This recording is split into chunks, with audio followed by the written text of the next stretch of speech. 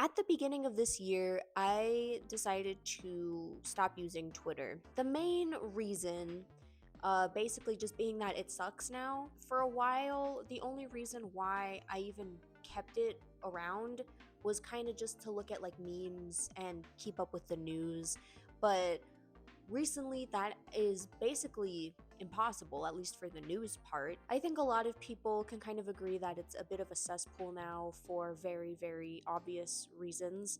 And I just decided that I didn't need that in my life anymore. I just stopped using Twitter. I still haven't gotten around to fully deactivating my account just because I do have some fond memories on Twitter. I've had my account for over or almost 10 years now. I don't know, it would just kind of hurt, I guess, still a little bit to fully deactivate it. But it's gonna happen eventually, I know that. In my time, just thinking about fond memories I have on Twitter, there is one person who is always just lingering in the back of my mind, no matter what, at all times. And that person was very prevalent in my Twitter thinking sessions to the point where I decided to just go down a rabbit hole and kind of just like take a trip down memory lane, I guess, and go through probably one of the best Twitter accounts of all time, to the point where I would call this person the king of Twitter. He was the king of Twitter at a certain point, in my opinion. And we all know who that person is. We all come on, let's not I'm not gonna play coy, okay? This is a video about Gerard Way's Twitter. I have been wanting to make this video for a while.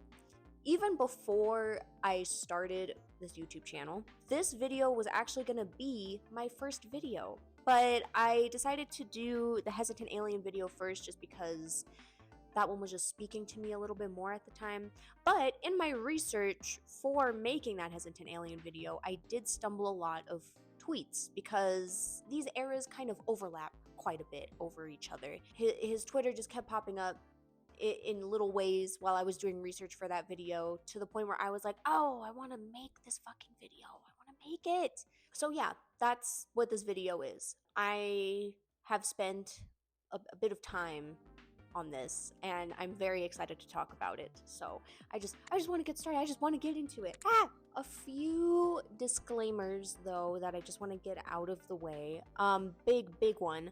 This video is for entertainment purposes only. Okay? This is a fun video that's gonna have a fun vibe for the most part. And I just want to put it out there right now.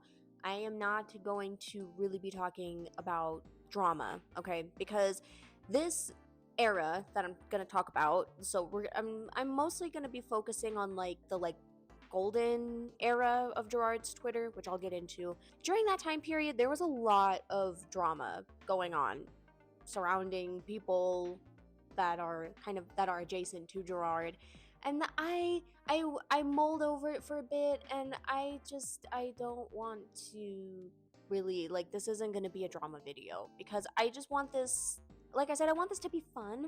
I want this to be a happy video. And when it comes to all of that, that's just something that I don't know if I even have the energy to talk about. If you're interested in learning about that kind of stuff, I mean, there's a lot of resources you can find online for that. There's plenty of other places you can learn about that. I just want to get that out of the way. You know, there are a couple things I'm going to be mentioning, but this is not going to be like a timeline on any of that stuff because it's weird and crazy.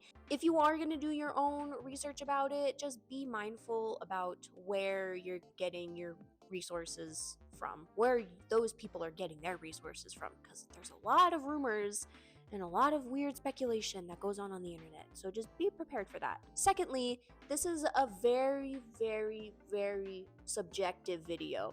This is going to be my personal favorite tweets / most memorable moments on Gerard's Twitter from my perspective. okay? If someone else sat down and did this video, it would probably look a bit different than mine. I just want to put it out there. It's subjective. This isn't going to be a full deep dive, like a whole, like a very like excruciating deep dive, because that's kind of hard to do given the nature of Twitter right now. Like I said, Twitter sucks. And if you try to scroll to the bottom of someone's Twitter account, you literally just can't do that anymore. You can't go to the bottom of someone's following. You can't go to the bottom of their account. It just stops at a certain point. So it's kind of impossible to do that on the actual Twitter app. The only way I was able to even do slash make this video was thanks to an archive of his Twitter account that was made in 2022 in lieu of Gerard completely wiping his Instagram. Humongous shout out to the people who made this fucking archive, because like I said, Twitter is unusable now. And without this archive, I wouldn't really have been able to make this video the same way that I would have been able to.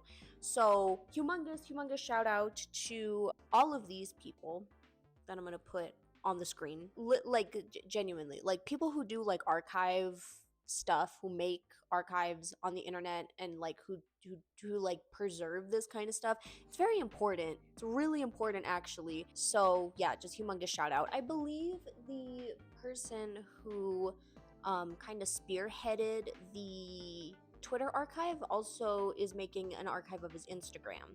So humongous shout out to them for doing that. Super cool, super awesome. Like I said, I literally wouldn't be able to make this video if it wasn't for their work. So like, go check out that archive. Go give them some clout, please. They deserve it. I just had to go on that side tangent for a bit. But yeah, just to reiterate, this is stuff that I personally find interesting and worth talking about slash memorable. If you want to do your own little deep dive, rabbit hole adventure into this man's mind, go check out that archive. Like, go check it out. Seriously, super duper cool, super awesome. It made the creation of this video possible and super easy, like way easier than it could have been. Next, I want to kind of talk about how I'm going to split this video up. Generally, I'm going to go by year, kind of. So Gerard didn't really use Twitter that much until post MCR breakup, really. A few reasons why. Prior to like 2012, 2011, celebrities just weren't really on social media at that point. Like, yeah, they had Twitters and like they would tweet sometimes really funny stuff, but it wasn't like a hub at that point. You know what I mean? It was very, I mean, like back in like 2008, 2009, Twitter was very like bare bones. Like the character limit on there was really small. It was just a very simple, it was just a simple time, I guess, you know? Generally, I'm gonna kind of break this up into pre and post breakup. I'm gonna go over pre-breakup Gerard tweets very quickly because he wasn't tweeting that much prior to like 2012. Another reason why I think that is he had the MCR blog to kind of write on, and that was like kind of his Twitter at the time. So having a Twitter was just more of like a very side thing, and he would mostly just use it to kind of just like reply to friends, and like it wasn't a big like thing at that point, like prior to 2012. And we don't really start getting into like the juicy stuff until around like 2012, 2013. From that point forward, that's when I'm gonna kind of divide it up into years, because this man was tweeting like between like 2013 and like 2016. Dude, this guy was tweeting. Really quickly, just as a quick aside, I do want to give some attention to my Killjoy shirt. I've had this shirt since 2011, and I got it in a Hot Topic in New Jersey, actually, funnily enough. So this shirt is very like spiritually important to me. Just wanted to point that out, okay? Gerard's first tweet was in November 18th, 2008, replying to Bob Breyer, rest in peace, saying, "Hey, nice phone." That was his first tweet, or at least the first tweet that's on this archive. The rest of 2008, he literally just, he tweets like a handful of times, and a lot of it is just replying to people out of context. Not a whole lot to say here, except he does talk about, I'm assuming, his Starbucks order.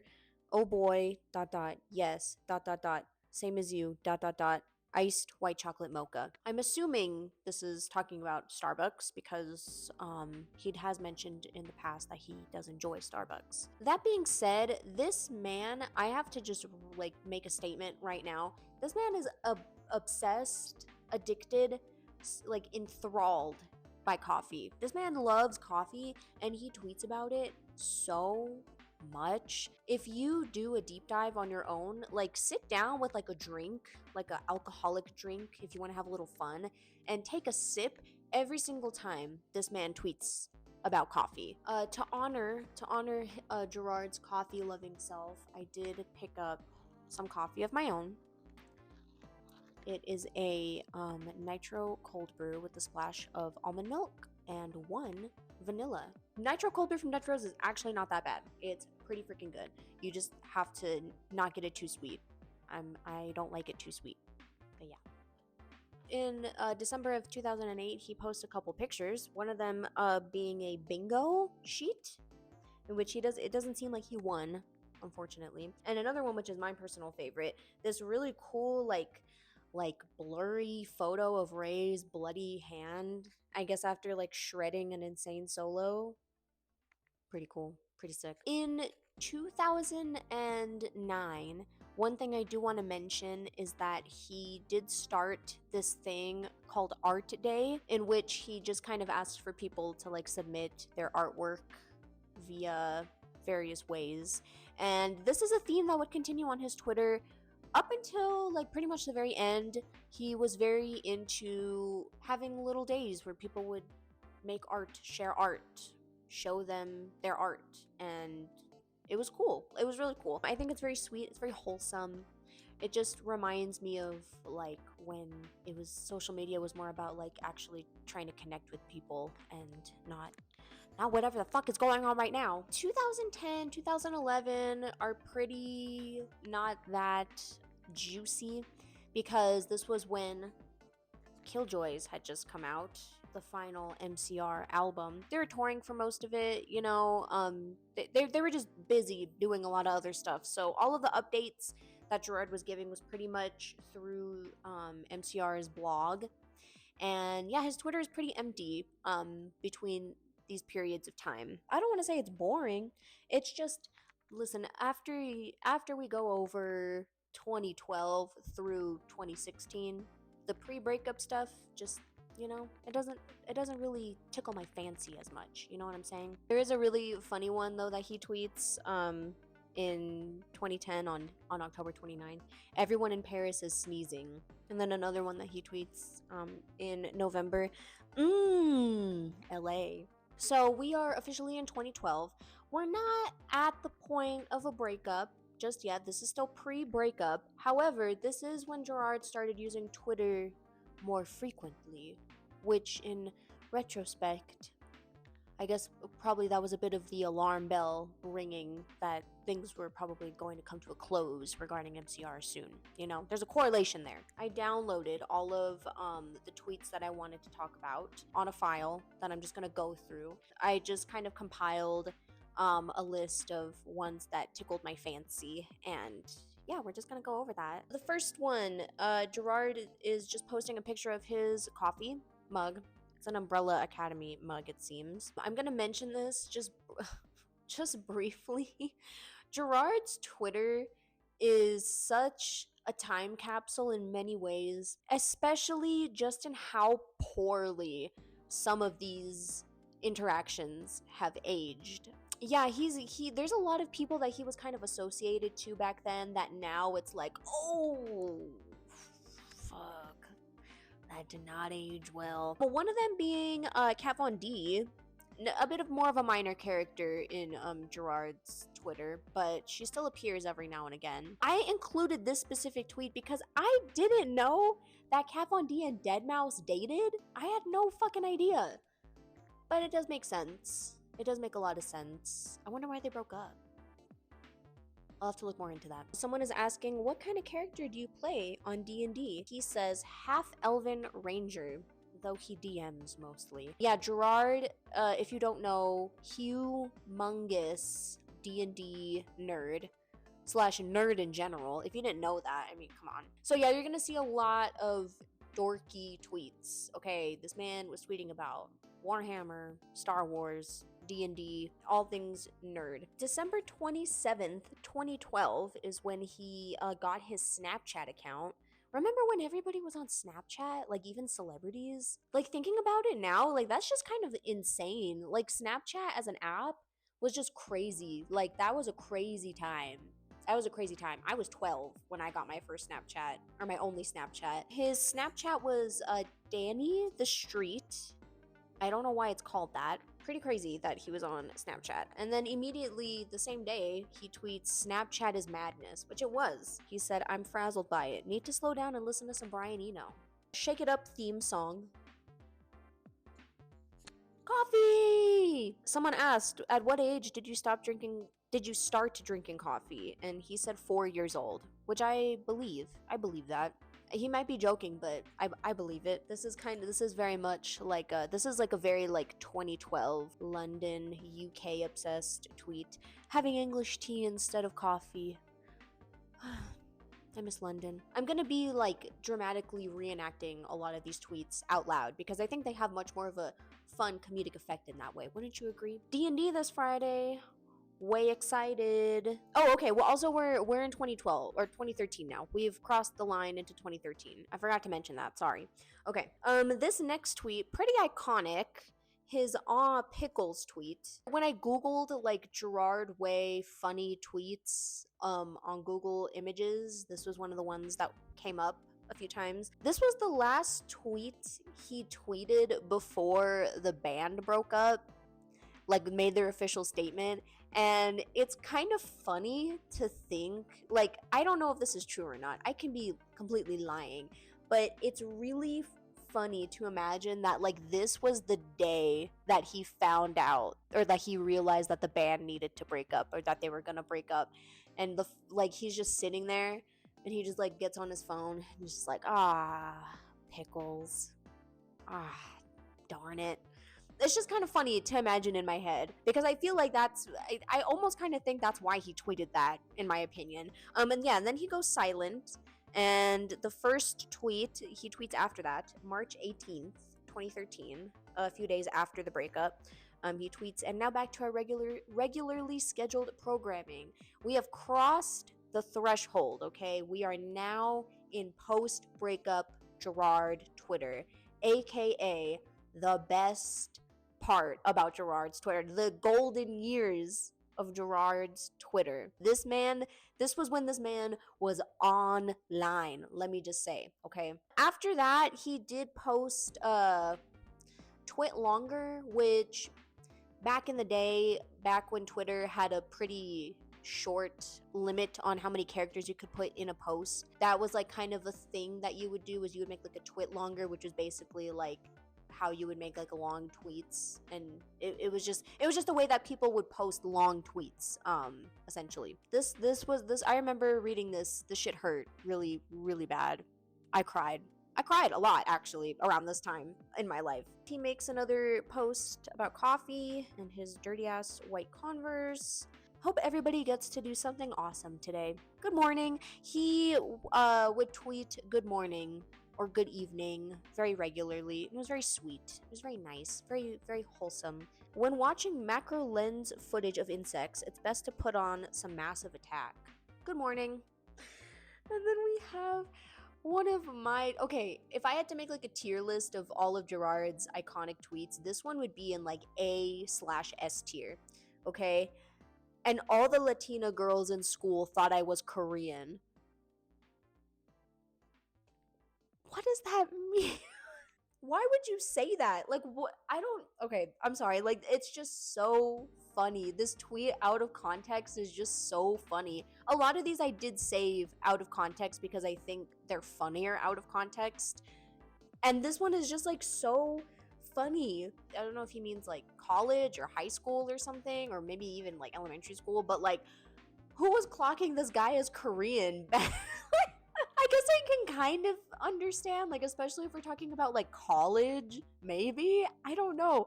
It's so funny. Dr. Pepper beats all though. I'm hashtag I'm a pepper. Are you a pepper too? I think this is when he's talking about his favorite sodas. Dr. Pepper heads are crazy. They're insane. I don't hate Dr. Pepper. I just don't drink it that much. But man, he was a Dr. Pepper head. I really wanted to find an I'm a Pepper shirt for this video because I love that. I love it when he wears that shirt in pictures. Like, I love those pictures. But I couldn't. I could have bought one online, but I'm trying to cut down on unnecessary clothes in my wardrobe. But just maybe one day, it'll come to me. I think that means I win the internet.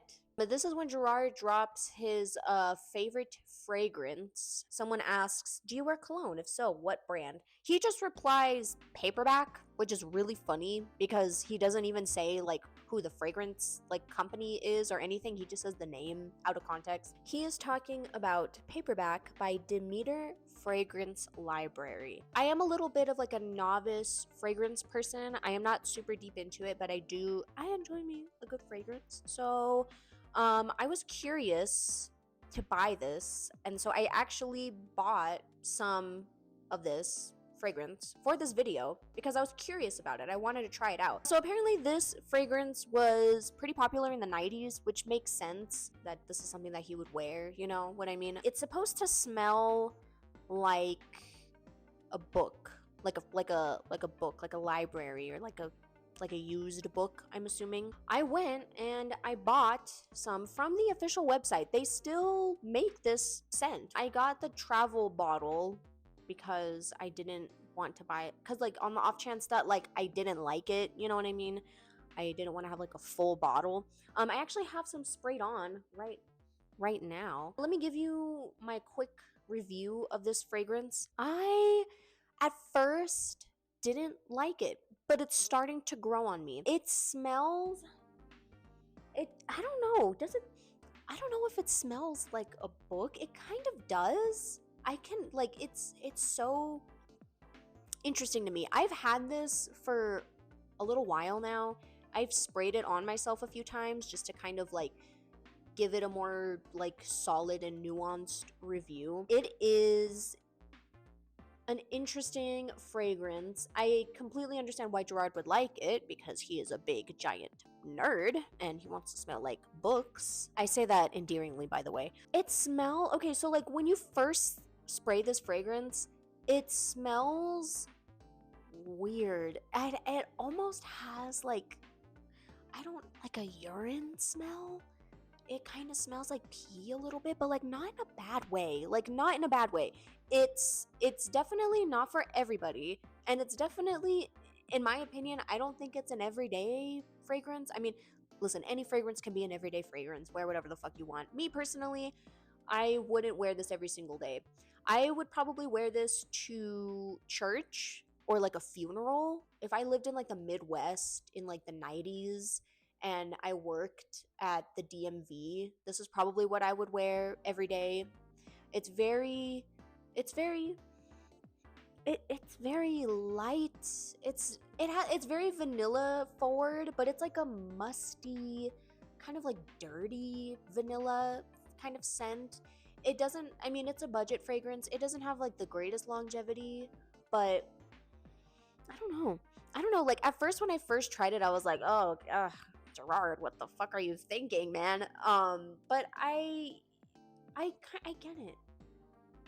I get it now. I think I get it. And that was my fragrance review for Paperback by Demeter Fragrance Library. Next, we have the beginning of Gerard's iconic selfie era. Longer than usual shorts today. Still above the knee though. This man was rocking short shorts. A screenshot of my phone. So interesting. And you know what? It is interesting looking back on it. I'm just taking it all in. He had AT&T as his phone carrier. Interesting. Wherever he was, he had terrible reception. He drops a few screenshots of his camera roll. Incredibly interesting. The thing that stuck out to me were the Akira buttons. Those look pretty sick. I don't know what those other buttons are. I think it's more Akira buttons now that I look at it. I think maybe he was probably gonna buy some on Etsy, it seems. The other pictures that strike me as interesting are these like albums down here. I basically just like took screenshots of some of these and I put them into Google. The one with the guys with the football helmet is a band, a Japanese band called The Machine Gun Elephant. They were a late 90s, early 2000s Japanese garage rock band. And so I guess he was just looking at vinyl, probably on Discogs. Discogs. The other band that he screenshots is the band Guitar Wolf, another Japanese garage rock band that was formed in the late 80s. Fun fact. So if you want to check out their discography, their stuff is pretty good. Not bad. I like Guitar Wolf's logo, like design, like just their general graphic design for their stuff is pretty cool. But the next one, I want to know what this 1 minute and 23-second video is of just a black screen. I'm going to assume maybe it's like maybe it's like him playing guitar or like a demo of something. But we have these close-ups of what looks like a toy, a bike, some other random stuff, some paint pictures. Good morning at Time Travel G, and good morning to you, Time Traveling Gerard. So Time Travel G, it seems, was just like a small little like side account or like gag account that was started by Gerard. That was basically just like Gerard, but time traveling from, I believe, in the future or the past. On the archive, there is like a separate tab of like Gerard, time travel Gerard tweets. Put some on the screen right now. Best selfie in the next 24 hours gets a follow, by the way. Happy Selfie Friday. Hashtag Selfie Friday. See, one thing that I miss so much about like this era of social media is just like the dumb little like hashtags like Flashback Friday, Throwback Thursday, Man Crush Monday. It was fun. It was stupid, but it was fun. And then we have a very moody picture of Gerard next to, I'm assuming he's signing, it looks like Killjoy's comics, it seems. Okay, this is another A/S tier tweet, okay? Could someone explain to me why Russia is angry with me? Because it's not making any sense. Heart eye emoji, kissy emoji. This kind of tweet being made in 2013, people were not tweeting like this in 2013, mind you. Like, this was very ahead of the time. Like, this is a tweet that I could see someone tweeting between like 2019 and like now, but 2013, like the heart eye emoji, like it's just, he was ahead of his time. He was truly ahead of his time, ahead of the curve in so many ways. Here we have another iconic selfie from Gerard when he had bleached under in the back, which I've been thinking about doing potentially, maybe. Camera timer. Happy Friday. This actually was taken in, I'm pretty sure, Sonic Ranch, which is, if you haven't seen me crash out on my Hesitant Alien video about this, I'll just briefly mention it. This was when he was recording Hesitant Alien, and he recorded some of that album in Sonic Ranch, which is really close by to where I live, and I've literally been to Sonic Ranch, and I'm just gonna insert my crash out right here. I wanted to rip my eyeballs out and scream. I have to control myself.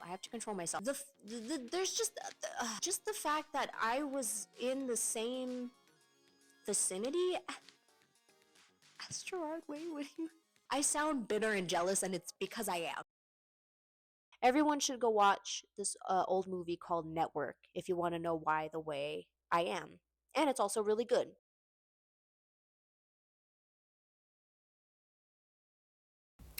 So, Network. Network came out in 1976. It is a comedy/drama directed by Sidney Lumet. And I liked it. I thought it was good. I think it's worth watching for sure.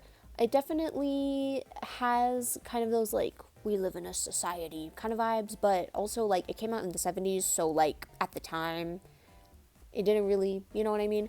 At the time, I'm sure it was a lot more novel, you know? That being said, I would say, even with that, my least favorite thing about this film was probably just the characters. I didn't really find myself caring or connecting with them that much. I didn't really think they were, I don't want to say they weren't likable, but like they're not supposed to be likable, like in the context of like what the movie's about, because it's about like the media and like low-key crony capitalism and you know how the media controls everything and blah blah blah. So that being said, like, you know, a lot of the characters aren't supposed to be like, you know, likable or good people. I would just say I kind of just wish that like the main character, the guy who you think is going to be the main character, doesn't end up really being the main character. Like, I want to say halfway through the movie, it kind of turns more into like a romance kind of thing, between two characters who I just didn't care about. I didn't like the female character, the younger female character, I forget her name. I know she's not supposed to be likable, but I just like really didn't care for her that much. But I would say it's still worth watching. That's just me being kind of like nitpicky about it. Like overall, if someone was like, "Hey, let's watch Network," I'd be like, "Yeah, sure, why not?" Definitely is kind of it's an old head movie, okay? So the way that they talk and some of the things that they say, you know, just be prepared for that. It came out in the 70s. I will say the monologue at the very end of the movie is kind of scary, actually. Like the things that they were predicting would happen, like what, like at this point, like 50, 60 years ago, are happening now, which is like kind of crazy, kind of scary. So I think it's worth watching for that. The acting is really well done. You know, can't really complain about anything else about it. That like all my qualms with it are very subjective. So yeah, I gave it 3.5 stars with a heart. Thank you, movie review Hannah. She'll be coming up a few times in this video. Okay, next. Hey. This very moody picture of a Dollar General. What looks to be... I actually, now that I'm looking at this might actually be like in Tornillo, Texas, / somewhere around the El Paso area, because that's like desert. Oh my god. I wonder if I can find this Dollar General. I kind of want to try and find it now. Crazy tweet coming up. At Dan is not on fire. You're awesome too. Nice to meet you. Here you go. And he tweets a picture of a cat because it was 2013, okay? Dude, the crazy crossover. There were oomfies on Twitter. I played Candy Crush and I think it's fucked up and no fun. I agree. We have a picture of his art school sketch, one of his art school sketchbooks. Very cool. I like the Ariel the Mermaid sticker. I like this. I like looking at people's sketchbooks. Go check out my sketchbook tour if you haven't already, because I'm also an artist and I draw, and it would be cool if you want to go watch that. Next we have a picture of Gerard, not Gerard, it's a cat. Gerard's drawing of what seems like a cat in some sort of fight with looks like Scorpion from Mortal Kombat with a bowl of ramen, Viking helmet. I don't get what's going on here, but it's cool. Here is a cool little sketch of Gerard's concept for the May Death Never Stop You album cover thing. Very cool. There's nothing like a floor cleaned with pine sol. True. And then here we have one of my favorite selfies, one of my favorite Gerard mirror selfies. Him in that apron. Dude, look at that phone. Oh my god. No case, it seems. Put a case on your phone. People who don't put cases on their phone freak me out. Why are you always wearing those white Converse? Because they're my shoes. Work. And here we have another selfie. Oh, I kind of want to do the blonde under my hair now. I'm so easily influenced. What the hell? He looks like he's in the studio. Very cool. Oh, this is when he drops the lore that Joe Rogan is his cousin, which is crazy. still crazy. Like, oh my God, like, when I found this out, I was like, what the fuck? I didn't know anything about Joe Rogan until like 2017, 2016. That's when I found out. And I was like, oh my God. And then someone replied, like, the Fear Factor Joe Rogan, which reminded me that, like, that's what Joe Rogan used to be known for, not his stupid fucking podcast. I forget that. Like, I genuinely forget that. Like, it's insane. This is a very cute, wholesome tweet interaction. I love how Gerard Way tweets Twitter like it's his own little chat room filled with 600,000 of his closest personal friends. And he says, that's exactly what Twitter is to me. This is when Gerard followed Drill at Drill, which is probably the most iconic Twitter account of all time. I'm not even gonna read this. It's just funny. Cool. And we're at the end of 2013. We did it. We made it. This is just the beginning of Twitter antics to come. Okay. All right. We are at the beginning of 2014. Woo! Which would signal the year that Hesitant Alien released. So it's gonna be a busy year for Gerard. First tweet that I have saved. My life is falling down around me, and when I'm at my lowest, Gerard Way tweets randomly, and he replies, "Chin up, cup of ramen, Doctor Who." Yeah.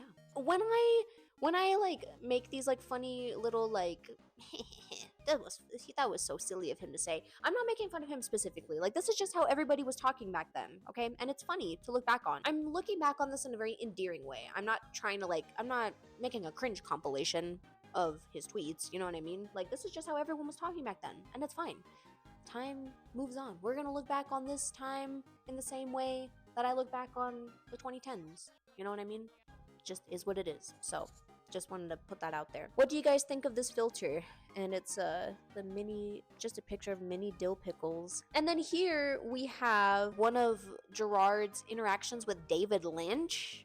What? So David Lynch is in the photo that Yoko Ono tweeted.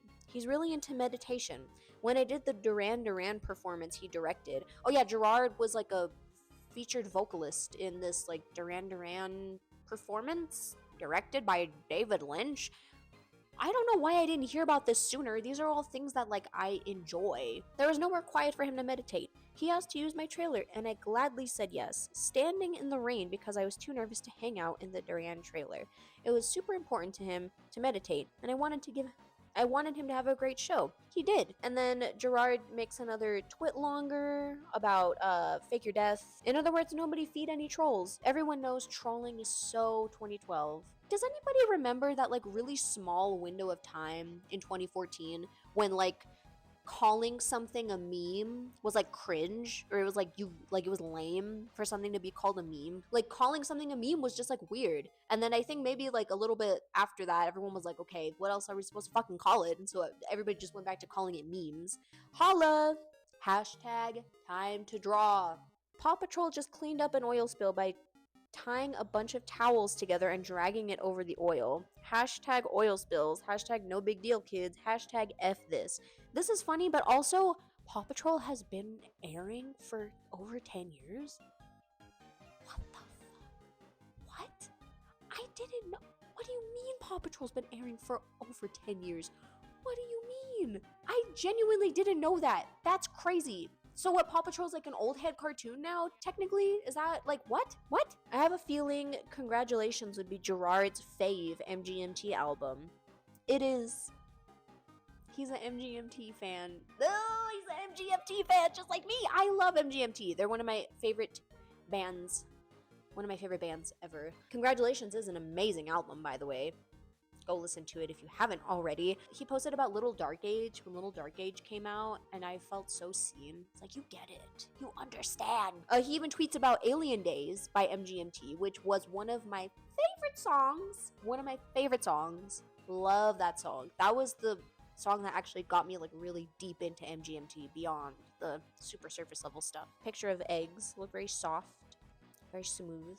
This is another one where if you look up Gerard Way funny tweets, this one is one of them that comes up. It's Smosh tweeting at Gerard Way. If you wrote an erotic novel, would it be called 50 Shades of Way? Please respond. Or something like that. I think everybody was just kind of going feral over the fact that the Gerard Way of MCR was just like this casual guy using Twitter regularly, like the rest of us kids. And it was just such a fun novel thing at the time, you know? This I wanted to add this tweet because it's funny, but I do have to address an elephant in the room with this, okay? I said I wasn't going to touch on drama, but this is still something that I just kind of want to briefly mention offhand. And it'll come into kind of a bit of a conclusion at the end of the video. Gerard is friends, or was friends, with the lead singer of Mindless Self-Indulgence, Jimmy Urine, because, I mean, he's married to the bassist of Mindless Self-Indulgence, so it makes sense that he would be friends with the rest of the band, but let me just say this tweet because I think it's funny. Jimmy Urine tweets, "Yo, at WKC Dogs, are you fucking kidding me? Terriers again? Nathan was fucking robbed, and it's a bloodhound." And I agree, Nathan was robbed. I love bloodhounds. And Gerard replied, "I thought the Portuguese water dog was gonna take it." It's just funny to imagine him watching, like, dog competitions. That's why I wanted to add this tweet. But anyways, going back into it, yeah, Gerard Way was friends with Jimmy Urine, and make of that what you will. Listen, this was before the 2021 allegations dropped, and you know, like I said, some of these interactions did age very horrendously, and this is one of them for sure. Okay, what I'm gonna say about it. No, I don't like Jimmy Urine for a multitude of different reasons, especially the most recent thing that came up with him. A lot of people online, especially like in MCR fandom circles, are very polarized. It's a very polarizing topic because on one hand you have people that are like, you're just taking it too seriously, you're trying to cancel him over the smallest things, and then there's people on the other side that are very, very, very, very vocally against this. Personally, this is one of the aspects of Gerard, I guess, that does kind of bug me a little bit. Just like it does rub me the wrong way, because even pre-2021 allegations, Jimmy Urine was not really that great. He has said and done some pretty gross things. It's just a very kind of messy topic to talk about, because people do get either very offensive or very defensive when this kind of stuff is brought up. My opinion is that this sucks, and I don't really like this aspect of talking about Gerard's social media presence / social circles, you know? And maybe that's me just getting a little parasocial, but I mean, fuck, I'm making a fucking video about this guy. This is the second video I'm making about him, so it's gonna be, you know, it's kind of like a damned if you do, damned if you don't. If I completely ignore this, then it's like, I feel kind of weird completely ignoring it, but also if I mention it, it's like, oh god, you can't touch that topic. It just causes a stir, okay? I'm not trying to cause a stir. I'm just bringing this up now because it'll kind of come into a bit of my conclusion later. Just keep that in mind, okay? If you want to do any more research about this particular situation, there's plenty of articles online that talk about it. I do believe as of 2024, the allegations against Jimmy Urine were dropped because they couldn't be held up in a court, which to me, just because they were dropped doesn't mean it didn't happen. That's my personal opinion, okay? You know, but just wanted to bring that up now. I just think this tweet is funny, okay? We'll just move on. Here's some jelly beans. This is my Instagram, official. What do I do now? Just take pictures of sunset and food I'm about to eat? Because yeah, that's all Instagram really was back then. It was just like pictures of food. Here we go. We have Gerard as a little kid. Throwback Thursday. Very cute, very cute. He looks like a character in like a movie with like that baseball cap. It's kind of funny. Here we have another picture, another selfie, and another picture of coffee. This coffee looks very good. Just something about drinking coffee out of like a little diner mug. It's just very appealing to me. This is Gerard throwing some shade, which is kind of funny. When people claim 2 locations in their bio, it should just say mom's friend, friend's couch. My tweet was aimed at people ballin' so hard they're bi-coastal, not. It is a little bit annoying when people have the oh, Dallas, Texas, and then like a plane emoji, and then it's like Portugal. It's like, just say you live in Portugal now. Like, I don't need to know where you came from. It's not a big deal. Have you ever dyed your hair and gone, shit, this color is bad? Yeah, when I wanted my hair blue and I ended up with teal roots. That was pretty whack. I love the teal roots look though. I love it. It was so iconic. It's one of his most iconic hairstyles, in my opinion. He only had it for a couple weeks, which just goes to show how iconic that look was. It was only a look that lasted a couple weeks, but it's everywhere online. We have this cute selfie of Gerard wearing one of the Killjoy's helmets. A little more than a week in, and I'm loving Instagram. I just wish I had some days. I just wish some days I had stuff to take pictures of. Hashtag emails, hashtag work. Oh, how things would change. Here's a sweet little interaction. Oh, the Breeders. You guys listen to the Breeders, right? Check out Last Splash. Good album, by the way. I feel stupid for not knowing any of those bands. Don't feel stupid, just check them out. We should always share music with each other. No big if you've heard it or not. And that's true. Like, that's true. It's not that serious, right? Oh! What is that? What is that I see? A fly? A fly? Swarm? Question mark? 2014? Picture of a fly? What could that mean? What could that possibly mean? I mean, artists reuse motifs in different aspects of their work all the time. This probably doesn't mean anything, but there's the little conspiracy theorist in the back of my head that's like, this is meaningful of something. We have a picture of Gerard, another picture of Gerard, little throwback Thursday. We have the same hair. Hold on, let me.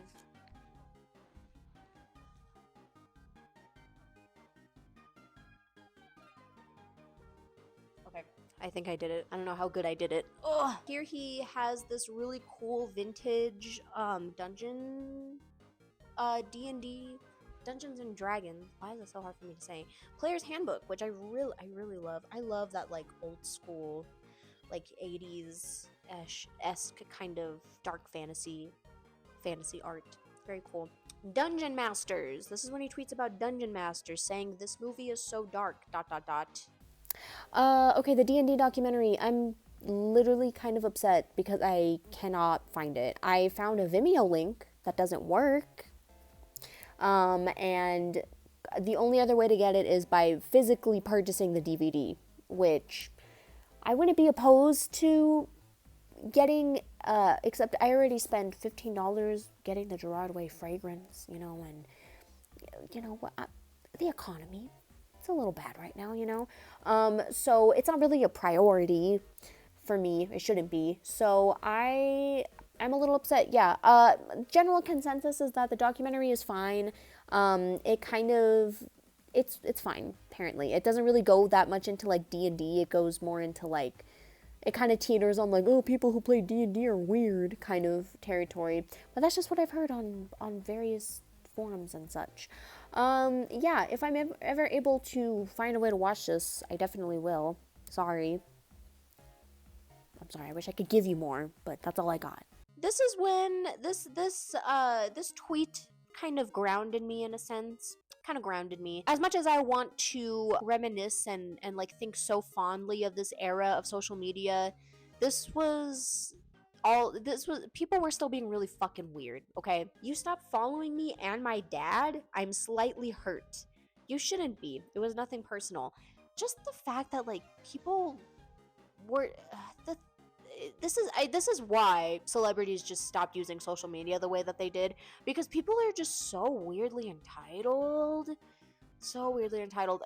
I would never tweet anything like that to Gerard. It's just like so weird to me, like just how entitled people felt to a follow from Gerard, like because that man, he was following a lot of people at the time, like random people, it seemed like, for a bit. And I don't know, it's just weird to me. Like it's so weird, like how entitled people used to be with celebrities, like people that they didn't know. Yellow Station 12. I'm assuming this is a play on Pink Station Zero. It's like a play on that, which would be a thing in the Hesitant Alien universe. I think this is when Gerard was asking about like video game recommendations, and someone suggested Skyrim. Addicted. Quit. Have you ever played Dark Souls? Gave me too much anxiety. Very true. Anytime I try playing any From Software game, I get anxiety. Those games are hard and scary. Good morning, doodlebugs. I'm a doodlebug. We have this cute Porco Rosso mug. I really love that mug. It's so cute. And that's a very good movie, by the way. Holla! Live! Be free! Do something! I forgot how effed up Mulholland Drive is. Hashtag David Lynch. So my movie review corner, I specifically reviewed movies that I hadn't seen prior to going through his Twitter. But I've already seen Mulholland Drive twice, so I'm just gonna say it right now. It's a good movie, especially once you realize like what it's about. Really cool to just rewatch over and over and over again, and scary. It is fucked up and scary. Next we have another Gerard mug selfie. I find showers to be traumatic. I much prefer baths. I'm gonna have to disagree here. Baths give me anxiety. Something about just like sitting in a still body of water gives me anxiety. I don't know why. Like, and then the water just gets lukewarm, or if it's too hot, then it's like your body gets too hot. I don't know. I much prefer the flow of moving water, me personally. What do you guys call those pics you make where it's someone and it's a bunch of hearts and sassy slogans in the hearts? Those are collages. That's it? You guys didn't give them a wacky name? That's true though. Like, there should have been a wacky name for them. Like, it is kind of weird that we just call them collages. Like, okay. Humongous major throwback to what I like to call kind of the cursed era of the MCR fandom, when these did not age well. These did not age well at all. But he thinks that they were brilliant and accurate. Here's this like super dreamy, like crazy picture that I believe Gerard took in Tokyo when they were on tour with MCR. Someone tweeted, "Seriously, draw me something right now. I want to get it tattooed." And he tweeted this guy. Spoiler alert, they did actually end up getting this tattooed on them, which is really crazy, which is really funny, really cool, so awesome. I wish, like, dude, like, this is just so crazy that he was just doing this back then. I feel like we just took it so much for granted, you know what I mean? Here we go, we have pictures of pancakes. This would be the beginning of a weekend pancake report. I feel like I missed out today because I don't like pancakes. I ate some pretty good strawberries though. Sometimes simply looking at pictures of pancakes is enough. I Google them all the time for fun. Here he posts this picture of a really cute little Japanese truck, it seems. Little cat.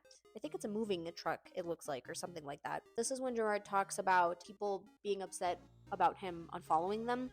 Like, I can't even follow everyone I follow now forever. There's going to come a point where I'll need more focus and a less cluttered timeline. And the grief some people I follow must get. Well, it's just one of those things that reminds me that the world isn't always kind. But I try to connect with everyone in a genuine and unconventional way. And these are the pitfalls I accept. That may not suit some people. That is okay. Just remember, you always have the option to instead follow accounts run by marketing teams. They'll be happy to act how you prefer. Got a little shade there at the end. There are a lot of really awesome people out there, and with luck, I may find you, but most of the time, unfortunately, I will not. Yeah, I don't know, just people being weird and overly parasocial and very entitled. I don't know. Me personally, I could not imagine being entitled, thinking that I'm entitled to a follow from Gerard. You know what I mean? I don't know. It's just weird. It was kind of weird. That was a weird thing that people would do to him online. And then we have the iconic blonde shorts Gerard outfit look. He looks so Southern California here. It is crazy. Yeah, there's not much to say here. My man's has crazy calves. Jesus, there's some mass on those things, man. Neon Cat Ferrari. Sweet Jesus, you've done it. Yeah, I think deadmau5 actually got in trouble for this Ferrari because when you own like a luxury car, it's like you don't technically own it. Like, you own it, but you have to like follow like specific guidelines or something like that on like how it's supposed to look. And I think deadmau5 doing that with a Ferrari like kind of pissed the company off, so they told him to not do it. I'm trying to remember what happened, but it was like a thing for a while. Hashtag save betas. I don't know what this means. My first thought was like beta males, you know what I like beta males, you know what I'm talking about? I don't know if he's talking about the fish. I don't know if he's talking about like beta. I don't know. I'm assuming maybe it's the fish. We have this. Looks like a carving into like some sort of bone. I'm not sure. Who is your favorite wrestler? I once sold The Undertaker a camera and a bunch of video games when I worked at Best Buy. Piper. This is talking about Roddy Piper, who is a Canadian wrestler who unfortunately died. Oh my god, in 2015. Oh, that's sad. He was a Hall of Famer. Unfortunately, I don't know a whole lot about this era of wrestling, but yeah. Roddy Piper was Gerard's favorite wrestler. Birthday album listening. Okay, today's Gerard's birthday. It's Gerard's birthday. Happy birthday, Gerard. If this video, actually, I'm trying to time it to where this video actually drops on Gerard's birthday. So, if that is the case, happy birthday, Gerard. I hope you never, ever, ever watch this, ever. I hope that you never cross this video ever in your life. I really do. Yeah, Gerard is an Aries. He is an Aries. And he is also, if you know your astrology, he is a Gemini rising, which is actually my rising sign. Just another way in which we are alike. One more thing that I have to mention, that I have to say, I say it to every single person who will listen to me. Did you know that Gerard Way and Blade have the same birthday? They do. You can look it up. And so it's just, April 9th is a very important day to me. So happy birthday, Blade. The album that he's listening to is Maggot Brain by Funkadelic. Very good album, by the way. He mentions it a few times. He quite enjoys it. Very cute little interaction between him and Ray. I like that cake. It's very cute. What do you think about transhumanism? When computers begin to use us, it is the moment we've left ourselves open to total control. Do you think computers will someday control humans? I think whoever controls the computers will control humans. The only thing I'll ever live tweet are my meltdowns. Same girl. Why does Spotify ask me my gender? Hashtag old, hashtag grouched. Which is true. Like, why does Spotify need to know my gender? I don't think that's necessary. So we have the introduction of Gerard's old Spotify. GWiz138. For some reason, I wasn't able to find this account on the Spotify app. Like, the only way I was able to find it was on desktop. For some weird, like not the desktop, like the web app. I had to go to like spotify.com to find this and use this specific link to find his old Spotify, which is still up, by the way, and you can find all of his old playlists. There's not a lot of them. So actually, that's kind of funny. 2014 was the last year that 420 and Easter took place on the same day, which is funny because that's actually going to happen again this year. So, pretty funny. This is this person showing Gerard the tattoo that they got. I wonder how they're doing. How are they doing? Where are they now? I want to know. This demo disc of what we now know is Hesitant Alien, but at the time it was very, very cryptic. Damn! What a coffee.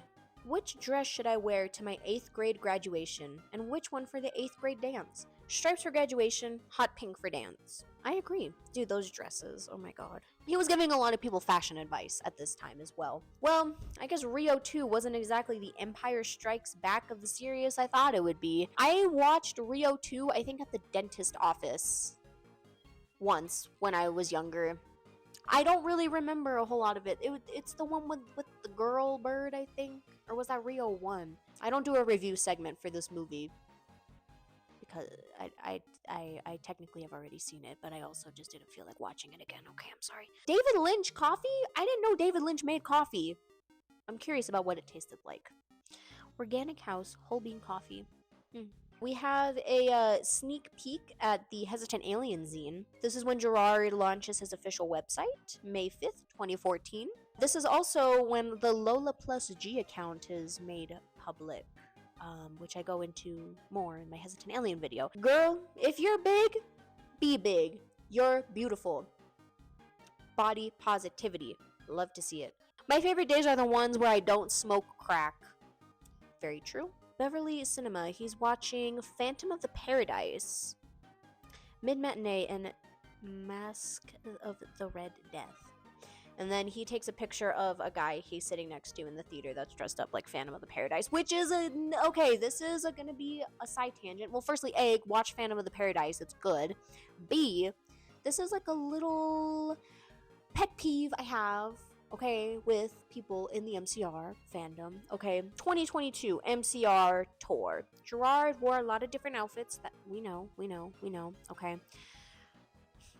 This is gonna be, I'm sorry if I sound mean when I say this, but there was one outfit that he wore. I'll put up a picture here. I don't know what date he wore it on. That a lot of people think is like a Black Swan reference. And I'm sorry.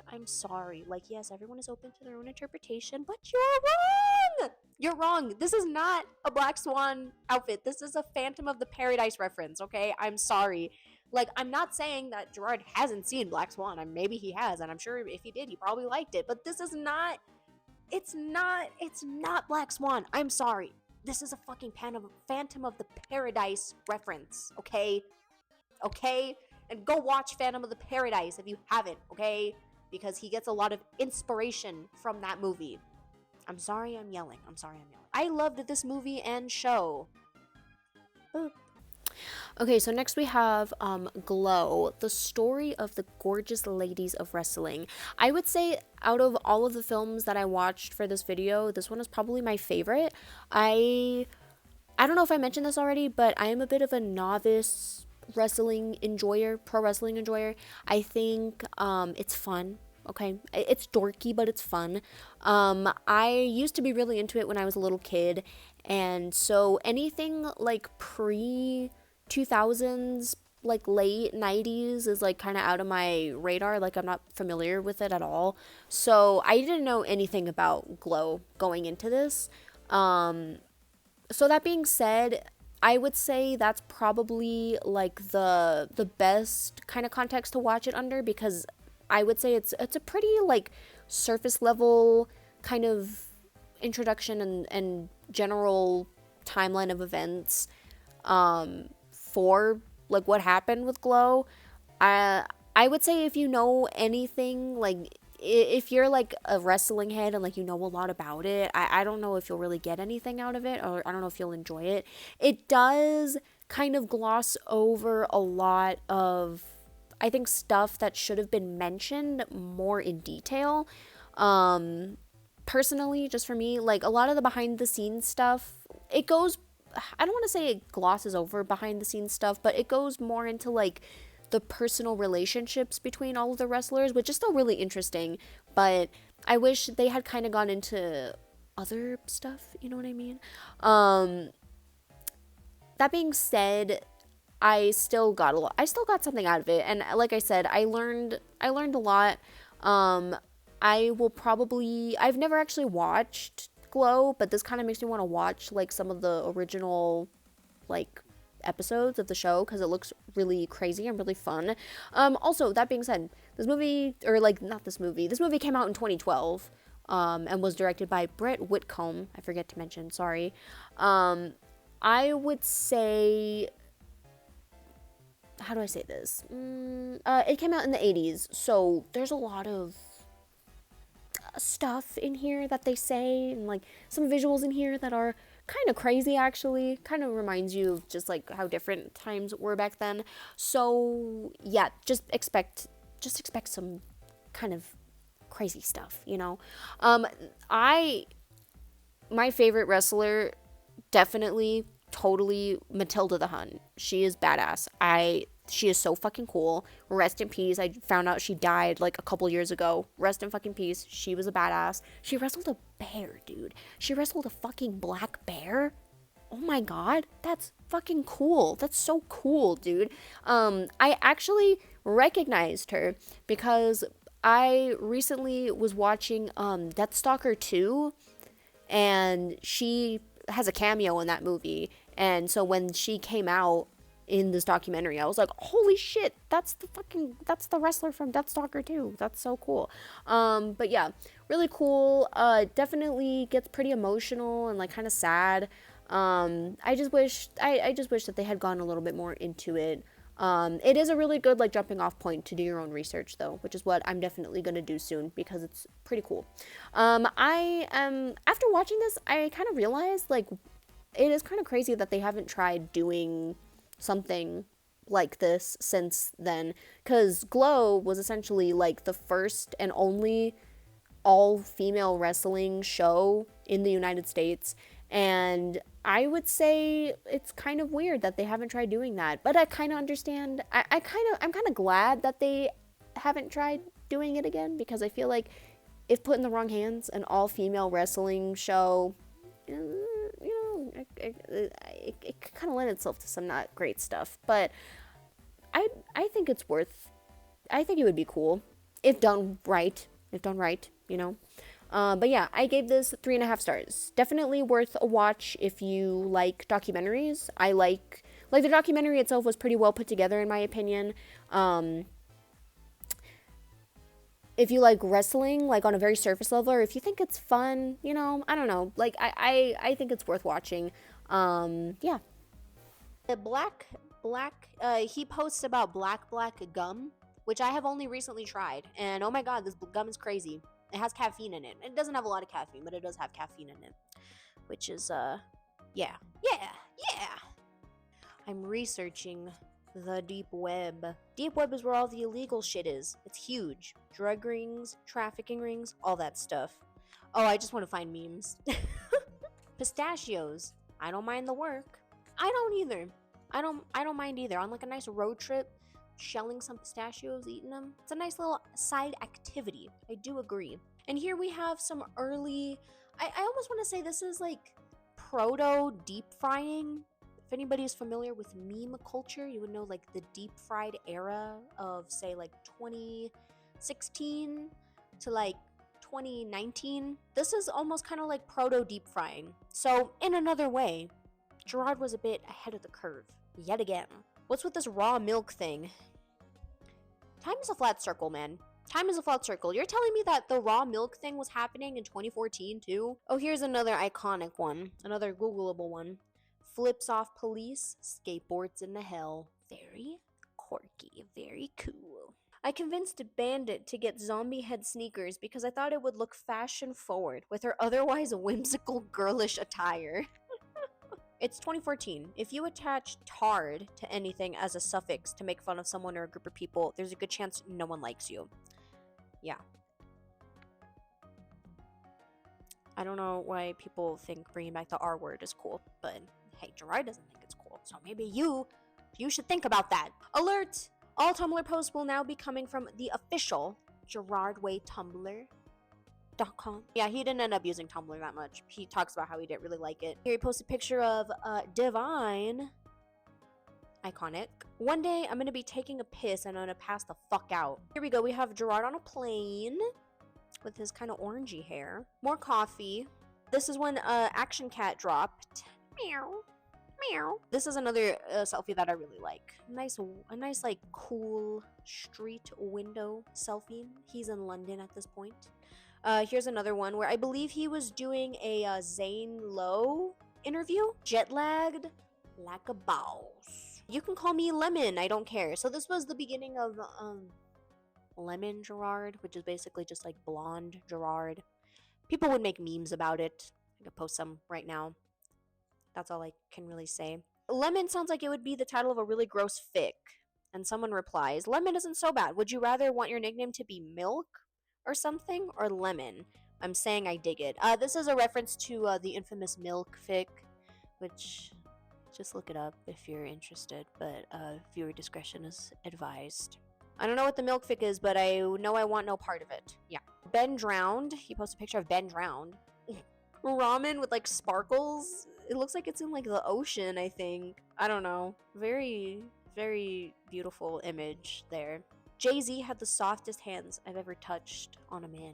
Hashtag make a rapper soft. I watched an Iggy Azalea video on YouTube. This is when he goes on a little bit of a WWE tangent. This is a picture of the wrestler Goldust. He was an older wrestler, and his thing was that he was like creepy, I guess. If I could legit wrestle, I would abuse my notoriety to pitch WWE a story arc involving a whole gang of Goldust just creeping dudes out. Yeah, so that was like his thing. He would like touch people like very weirdly. He was like, I guess, kind of coded as like gay. Goldust is by far the most creeper status WWE character. I could smell that guy's leotard from the TV. Haha, I loved it. I probably copped half of my act from Goldust. So, another inspiration for Gerard's stage presence. Pro wrestling. Very interesting. How come the only pictures of people with honey being poured on their face are women? We have a giant nacho pile picture. For some of the newer followers, he posts SCPs. SCP-8161-J, Pickle Surprise. Hold on, what is this? Let's see. So the video itself is an SCP. Interesting. I wonder if Cartoon Network would be interested in Fudge Lord. So Fudge Lord was just kind of this like random sauce LOL XD He-Man ripoff that Gerard Way kind of came up with as like a joke.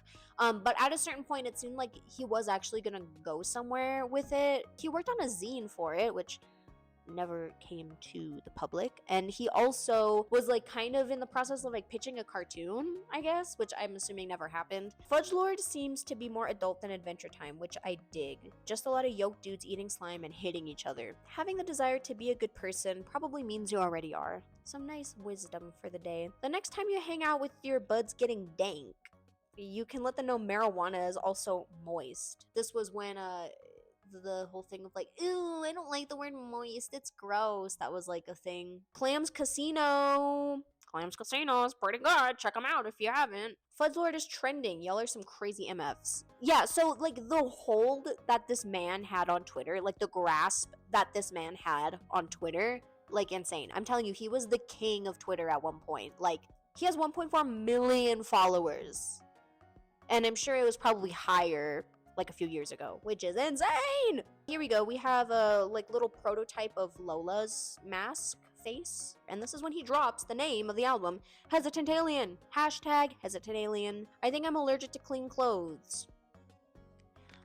Yeah, we know. At the signing, I found a lot of people were shocked to learn that Fluttershy was my favorite pony. I don't think that's that. I mean, maybe now looking back on it, that doesn't surprise me that much. I like Fluttershy. I think I was never into My Little Pony. I watched a few episodes. I was around the fan base, but I don't know. I think my favorite pony would probably be, I mean, I like Fluttershy. I mean, Rainbow Dash. The DJ one. The DJ one is obviously like my favorite now that I think about it. I'm doing a photo shoot tomorrow, and I need a goth girl. You should be 18 and you will be paid. You need to be from Los Angeles. I don't know what this was for. There are literally no other references I can find for this supposed photo shoot. I'm assuming it was probably for the Hesitant Alien rollout. Maybe it just never happened. I don't know. It's interesting. Like he doesn't mention it at all. I don't see anything else about it online, so I don't know. I'm assuming it was just for promo that just never ended up happening.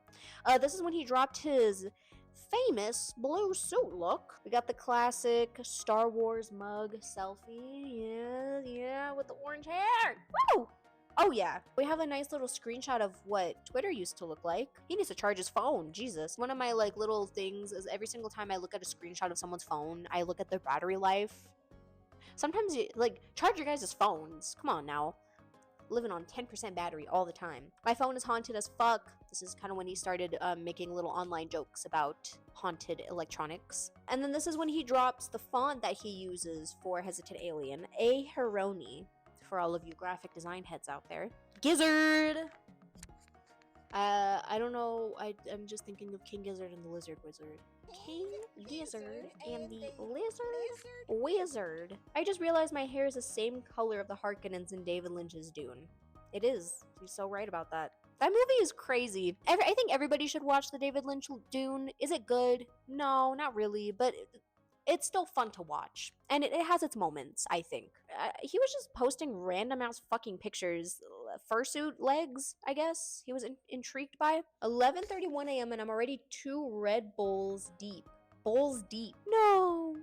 I know, I can't really focus at the moment. If you want to experience what I'm experiencing today, just listen to Wire for 6 hours. So I listened to Wire for 6 I'm just kidding. I actually didn't do that. I have listened to Wire. I like Wire. They make some really good music. For 6 hours though, I don't think I could do that. I don't have the mental fortitude to listen to Wire for 6 hours. I should probably figure out a way to get to Poland. Nothing like some old people candy. Dude, Werther's Original? Bomb candy. I love me some good Werther's. They have a coffee flavor? I would have to try that. It's here! I love this banner. It's so cool. It's so great. It's awesome. Here we have an iconic Hesitant Alien selfie that he took at his record signing. I'm just a dad looking to get online. Twitter is quite the experience on this larger than average phone. I'm struggling with how big this phone is. This was 2014, so what? It was iPhone 5, I think, that dropped? I wonder how he feels about how big phones are now. Here's this cute picture that Bandit took of him. Very cute, very wholesome. I should start saying good morning and have a nice day more often in real life. Why are we predisposed to being isolated? Think about that. Say good morning to someone if you haven't already. Or have a nice day. I don't know why a lot of the Phantom of the Paradise lyrics remind me of the Black Parade at Gerard Way. That's because some of the lyrics from Black Parade came from Phantom of the Paradise. So any of my Black Parade enjoyers, watch Phantom of the Paradise. I'm just saying. Just saying. This is another classic Gerard tweet. Well, your prostate seems to be fine. Me? I don't know. Better check again. I'd like to be sure. Here he is posting again about the paperback fragrance, which I don't know. Does he? I wonder if he still wears this. Knowing Gerard, there's a chance that he probably does. We need to get this man on some other fragrances. Might I recommend you a couple things, Gerard? Perhaps Book by Commodity Fragrance. I think you would probably like Book. It's a bit piney, but I think you would like it. Coffee Break by Margiela. That one's good. I think he would like that one. Not just because it has coffee in the name, but like I feel like it's something that he would actually enjoy. And here's mine. Met one of my heroes today and a total legend, Gaz Coombs, one of the members of Supergrass, which was a huge inspiration for Hesitant Alien. I took an eye exam today and found out I'm nearsighted, which explains why I never seem to get nervous playing for large crowds. I can barely see them. It's like a dad joke. Here we go. We have the beginning of Gerard's face cradling era, in which he would cradle his face with his hand. Hand Touching Face series, 2014. Not a face palm, a gentle cradle for the face. Womb-like. Dark. It's not a face palm. Different. Me and Mikey Way just brought so much cheese at the supermarket that the woman in front of us asked if we were from the Midwest. I hope when Bandit is 15, she becomes my disinterested hacker sidekick that helps me break into government museums after hours. Oh my god, oh my god. Oh my god, that's gonna happen this year, I think. Oh my god, right? Because Bandit's 15 now. Oh my god. Oh my god, I don't want to think about that. Best part of the Star Wars trailer is John Boyega from Attack the Block in the opening frame as a stormtrooper. Okay, next we have Attack the Block. This one was okay. I would say definitely not like my kind of movie, I guess. I don't know. Well, firstly, came out in 2011, directed by Joe Cornish, starring John Boyega, pre-Star Wars fame. I think this is the movie that kind of put him on the radar. I would say this movie is very British. It's very British. It's very British. Just be prepared for that. Okay, British trigger warning. British content warning. I'm just kidding. Yeah, I would say very zany, very comic booky. Like, that's kind of the vibe they were going for, was like very comic book, sci-fi alien invasion movie, but it takes place in like South London, you know, so that's kind of like the flair that it has with it. Yeah, I don't know. Something about it just didn't really make it very memorable for me. I think I just didn't really find myself sympathizing with any of the characters, and I didn't really find it that funny. I think because it came out in like 2011, there's like a lot of weed jokes in there that I just don't really find that funny anymore. I don't know. The acting is good. Like, John Boyega does a good job. Like, I can see why this movie, like, got him on the radar for, like, Star Wars and stuff. My favorite part of the film, though, was definitely the alien creature design. I think the alien creature design is really smart from, like, a budget standpoint and from, like, just, like, a creative standpoint. It really, like, makes it feel more comic booky, you know what I mean? And yeah, it's simple. Like, it's a simple design, but it's very effective. You know what I mean? Pretty cool. Definitely my favorite part about it. It also just jumps right into the action, which I appreciate. And it's a pretty fast watch. Like, it doesn't drag at all, which is cool. But yeah, I would say it's fine. Like, if you like kind of more fast-paced, zany, action, sci-fi stuff, then you'll definitely get something out of this. Yeah, it was fine. 3 stars. We have Gerard posting this picture of a sweet little mixtape that someone made for him. And man, who is this person? Mazinger Girly? She's got some good taste. Good taste. Terminally Chill by Class Actress. Good ass song, bro.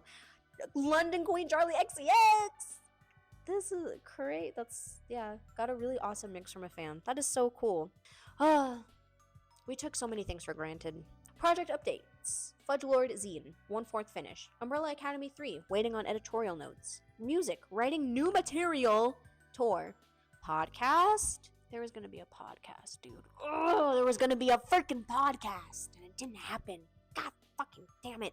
That Grumpy Cat movie wasn't so bad. I mean, I could just look at that cat for an hour and a half easy. Okay, next we have Grumpy Cat, the Grumpy Cat movie. I also didn't watch this one. I didn't want to. Firstly, I genuinely forgot to watch this movie, like, in the making for this video. It put it down that it was a movie that he mentioned, so I gotta watch it. And then I saw what it was about. I saw it was a Christmas movie. I don't like Christmas movies. I don't like made-for-TV movies. Like, I'm sorry. I'm really sorry. I can speedrun watch it right now on, let's see, can I find it on, I think it's on Toby for free. I'm gonna skim it literally right now. Let's see. I'm literally watching this on vertical mode. Okay, actually, this is, like, kind of cute. This movie isn't, like horrendous. It's just, I mean, it's a fucking Lifetime Christmas movie. What the fuck is going on? Why are these people robbing the mall? Maybe I shouldn't have fast forward 10 minutes. But I don't want to watch the whole thing. Okay, I will say Aubrey Plaza really does, like, she really makes this movie. Like, I feel like if she wasn't Grumpy Cat, this movie would be, like, 1,000 times more unwatchable. But she's really funny. And she's, like, it's really meta, but, like, I don't know. Since it's a fucking Lifetime movie, like, what? Beggars can't be choosers, right? Like, okay, I finished it. Kind of. It was fine. Gerard was right. It's not that bad. Without Aubrey Plaza, it would be awful, horrible, unwatchable. But it's fine. If I had to, like, rate this on, like, a 5-star scale, I'd give it, like, 2.5, maybe? I don't know. This was a picture from, a screenshot from his app. It was, like, a little app that he made for Hesitant Alien, I guess, where you could just insert any image and it would have, like, the G logo in front of it. So here he's doing it with, like, a statue of, I believe that's Frodo from Lord of the Rings. Rethinking this whole prostate exam thing. If Gary Newman fans are called Newmans, then it is only fitting mine are called Walians. There, I guess that makes it official. Walians. Here we have some more Fudge Lord artwork, it looks like. I want to play a video game where you just love the shit out of other people. Here we have Gerard's dishwasher. I like the Little Miss Sunshine mug. Very cute. Listening to Congratulations by MGMT. Mentions it again. Good album. Listen to it if you haven't listened to it already. I've got a no chill policy. Embrace that stuff. Get excited about things. Get passionate. Hold your line. Don't let anybody tell you to calm down. F that. More wisdom. Yikes. I just thought about all the organs inside of me. Just swishing around. Think about the organs inside of you. Lindsay got me my first real grown-up turntable for Christmas and a bunch of records. Anybody have a very vinyl Christmas this year? And then he posts again, Maggot Brain by Funkadelic. Drop the vinyl DJ set, Gerard. Drop the vinyl DJ set, please. Probably going to pass out because of oldness, but everyone have a happy new year. Grateful for every one of you. And that is his last tweet of 2014. Woo! We did it. Yeah, very busy year for Gerard, 2014. He was working on a lot of projects. Very optimistic, very fun time in the Twitter world for him. Quite iconic, in my opinion. Okay, we are officially in 2015. First tweet of the year. Gerard is listing out some of his New Year's resolutions, including help more, listen more, podcast, write new album, start a book, read a book, or 30, finish Umbrella Academy 3, cartoon, all ages. So Lola plus G has been visiting me the past 4 days. Sadly, they go back home today. It has been nice chatting, listening to music, connecting. More questions about who Lola is. Next, we have a screenshot of his iTunes library. It's got a little bit of everything. We got some Def Heaven, we got some Tangerine Dream, Air, Kraftwerk, Gary Newman, the heavy metal soundtrack. Very nice, very nice. Faves, explode! Now. Have you ever seriously considered shaving your eyebrows off? I almost did for Black Parade, but was talked out of it by my wonderful manager at the time. I actually made a crudely drawn / edited version of Gerard circa Black Parade era without eyebrows.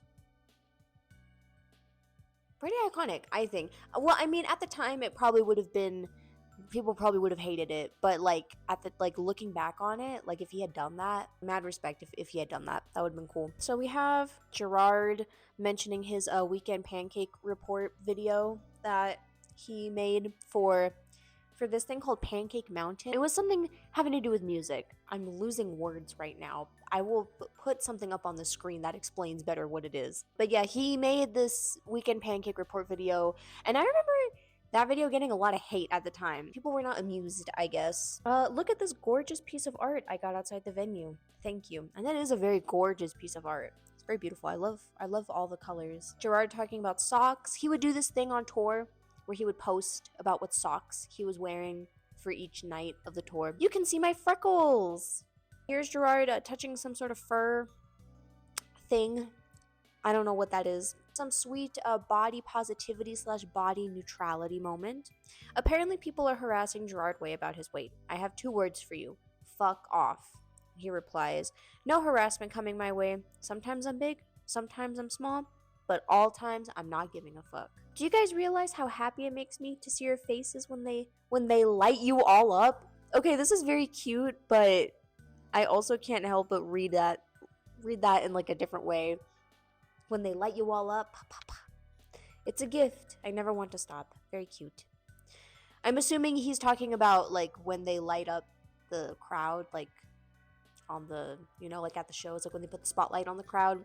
But it sounds like he's talking about people getting like shot. Anyways, beautiful picture of a church, cathedral type, very very gorgeous. He's in Russia now, I believe. We have a very moody picture of a cup of coffee in the snow, and then we have my favorite Gerard selfies, him in Moscow with the fucking beanie. Someone posted a picture, I'll put it up on the screen, of him like taking that, like in the moments of taking these selfies, and it's so funny. It's so funny. I love them so much. They're my favorite Gerard images of all time. I would see that film if it was 50 Shades of taking incredible dumps on each other. Having dirty hands is fine. New shirt done by the amazing at Allred MD and colorist partner in crime Laura Allred. Been dying to show you this one. This is the shirt that I have. I remember when this shirt design dropped, I wanted it so bad. I was like, oh my god, it's everything I could ever want, everything 15-year-old Hannah could ever want out of a t-shirt. And I still have it to this day. I put this safety pin in it because when I was a teenager, I would put safety pins in everything and anything. This literally just hasn't come out yet, and it feels like I've just had it on here for so long that it would just feel weird if I took it out. So that's why it's there. We have Gerard with a member of the band Balzac. They are a Japanese horror punk band that formed in the 90s. Lola has really evolved into such an interesting person, such a positive, strange, unique individual. Plan on saying Lola for a long time. Do you run the page yourself? Lola is a completely separate individual. They are my adventuring companion. Prostate exam update. I am in Australia and need to find a physician once I get home. I will not be doing it in Australia. Also, remember, this is a live tweet, not a live stream. Also, I'm doing it to raise awareness that more men should get the exam. I don't think he ever actually ended up live tweeting the prostate exam. I don't think that ever actually happened. 2 months on tour and my suit looks like a prop from Thriller. Do you know vodka cleans sweat stains? Bro, I don't know why I'm surprised actually. I don't know why I'm surprised. This poor jacket, dude. Look at, how do you even get stains like that on your, my god. I'm sorry.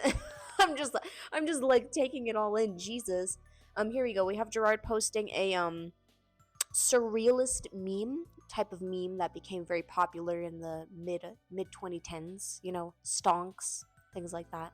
I'm gonna drop mad flute solos on that new album. This tweet makes me realize, or makes me think, that Getting Down the Germs was supposed to be part of like a new album that just didn't end up happening because he dropped a mad flute solo on Getting Down the Germs. So I'm assuming whatever album that song was supposed to be a part of just ended up kind of fizzling out. Bandit really likes Lorde, so I bought her the album to listen to on drives to school in the morning, and it's really fantastic. He is talking about, I believe, Pure Heroine, the classic album. Never really got into Lorde, but we do share the same birthday. We were born on the same day. Where is the baby from? Sacrifice. Where is that baby from? What photo shoot is this from? Is this real? I require so much Xanax to fly. It's quite alarming. If I take a lot of Xanax to fly and you get too close to me and I touch your face, I absorb some of your memories. That's how it works. Did you ever see them build a pinball machine? Wild. Hashtag how it's made. I actually went and watched the how it's made pinball machine segment, and it is actually pretty wild how they make pinball machines. You should go watch it. I have a big butt. Whatevs. Here is a horrendously aged tweet. I'm just gonna throw it on the screen. Yeah, Gerard was a Neil Gaiman fan. / acquaintance, I'm assuming. I don't have any words for that. We're just gonna move on. Here we have Gerard talking about Zayn leaving One Direction, which was like, dude, that day, so insane. I was at school when that happened, and I remember there were literally girls that like left school early because of how distraught they were about Zayn leaving One Direction. Finally, an April 1st holiday I can get behind. Waluigi Day. Yes, this was when the Waluigi meme started to become prevalent in the online community. I prefer Waluigi Day over April Fools. I don't like April Fools. I don't like playing around like that. I don't like lying or being lied to. I hope everyone is having a sweet morning. I love this picture so much. But I don't even know what it is. It's just like, it's a little dessert. They're so cute. Another sweet day lies ahead. And then he posts pictures of puppies. We have more face cradling. Gerard taking a picture with Pete Wentz. I guess this is a part where I kind of inevitably talk about how I am not really that immersed in Fall Out Boy. Like, when I tell people that I really like MCR, they assume that like I really like Fall Out Boy as well, and I don't. I don't dislike Fall Out Boy. Like, I don't hate them. I just didn't grow that connection to them. They got bangers, you know, but anyways, yeah, that's all I'll say about that. This picture of a diagram of a castle, it looks like. I was on an edible when I was in this segment of looking at tweets, and I remember just looking at this picture for a while. I love diagrams. I love looking at diagrams. They're just so interesting to me. I think this is a Dungeons and Dragons diagram, I'm assuming. It's because they're labeled like maps. And yeah, it's like a grid. Yeah, so it's like a Dungeons and Dragons layout, I'm assuming. We have some more candy themed posts. Here we have a picture of Gerard's bookshelf, which he does go into more depth in his soon to be Periscope stream that he does. Yeah, just a lot. A lot. I like this bookshelf a lot, actually. He talks about these Akira books in his stream. They're the Japanese versions, and apparently the pages are colored, which is really cool. And then next to it, he has God, I'm gonna butcher the name of this. Tekon Concrete, I believe is what it's called. Amazing movie. I have not read the manga, but I have seen the movie. If you like the movie like Mind Game or like Cat Soup or stuff like that, you will get something out of Tekon Concrete. Very cool movie. Love it a lot. I still need to read the manga though. 420 Blaze It. It is not 420, and it is a picture of espresso. I've gone full bozo matrix on caffeine. Here we have a funny interaction between Gerard and the official Nespresso account. I'm thinking of buying a Nespresso maker for my office so I can feel like I'm in a European hotel room all the time. And then Nespresso replies, Gerard Way, espresso lover are you? We have a lot in common, Gerard. Did you enjoy a hashtag Nespresso moment today? I'm vibrating. I'm seeing the 8th dimension and battling sentient fanfiction in the Kumite. I shit my pants. I see a bunch of people every day say they aren't good at drawing art and want to quit. I felt the same way when I was 15. I gave myself space to grow, allowed myself to make mistakes. Over time, I got better. Frustrating when you can't get the image down though. Eventually, what was in my head I can get onto paper. But this didn't happen until I was 36 years old. And still it's a struggle. Take your time, man. Take your time to all my artists out there. You don't have to be perfect immediately. In fact, it's weird if you are, in my opinion. Just saying. Here we kind of have a little bit of like a foreboding tweet that kind of rings the alarm bell for things to come. I really enjoy Twitter, sharing stuff, interacting with you guys, but sometimes I wonder if it seeps into the creative process too much. I'm used to making art in a vacuum, being aware of the outside world and what I feel it needs, but shut off to some extent. I don't come here for the serotonin anymore, which was a helpful skill to develop, so opinions have little effect on me, but still. I'm used to speaking with my art, and I feel like I've learned to do that on here finally, but it's difficult when you see people hurting. Using Twitter has devalued the opinion for me, even my own. When I say people hurting, I mean it's very easy for me to want to get involved and help, but sometimes I wonder what typing does to help, as opposed to just taking action out there in the real world. But I like connecting in ways that I never could on here. Just thinking out loud, really. I don't think I'm going anywhere. So here we kind of see the beginnings of Gerard kind of doubting, starting to a certain way about social media, which is valid. I think it is kind of interesting, the question of like how much social media is healthy. How much of the world are you capable of being aware of at all times while still also being able to like live your day-to-day life? Just some food for thought. Birthday gifts from Lola plus G, and it's canned bread. A month after his birthday, by the way. We wouldn't make it everywhere we wanted this time because I was always thinking about the next album, which will be a bigger tour worldwide. Me when I lie. What is your favorite Gravity Falls character?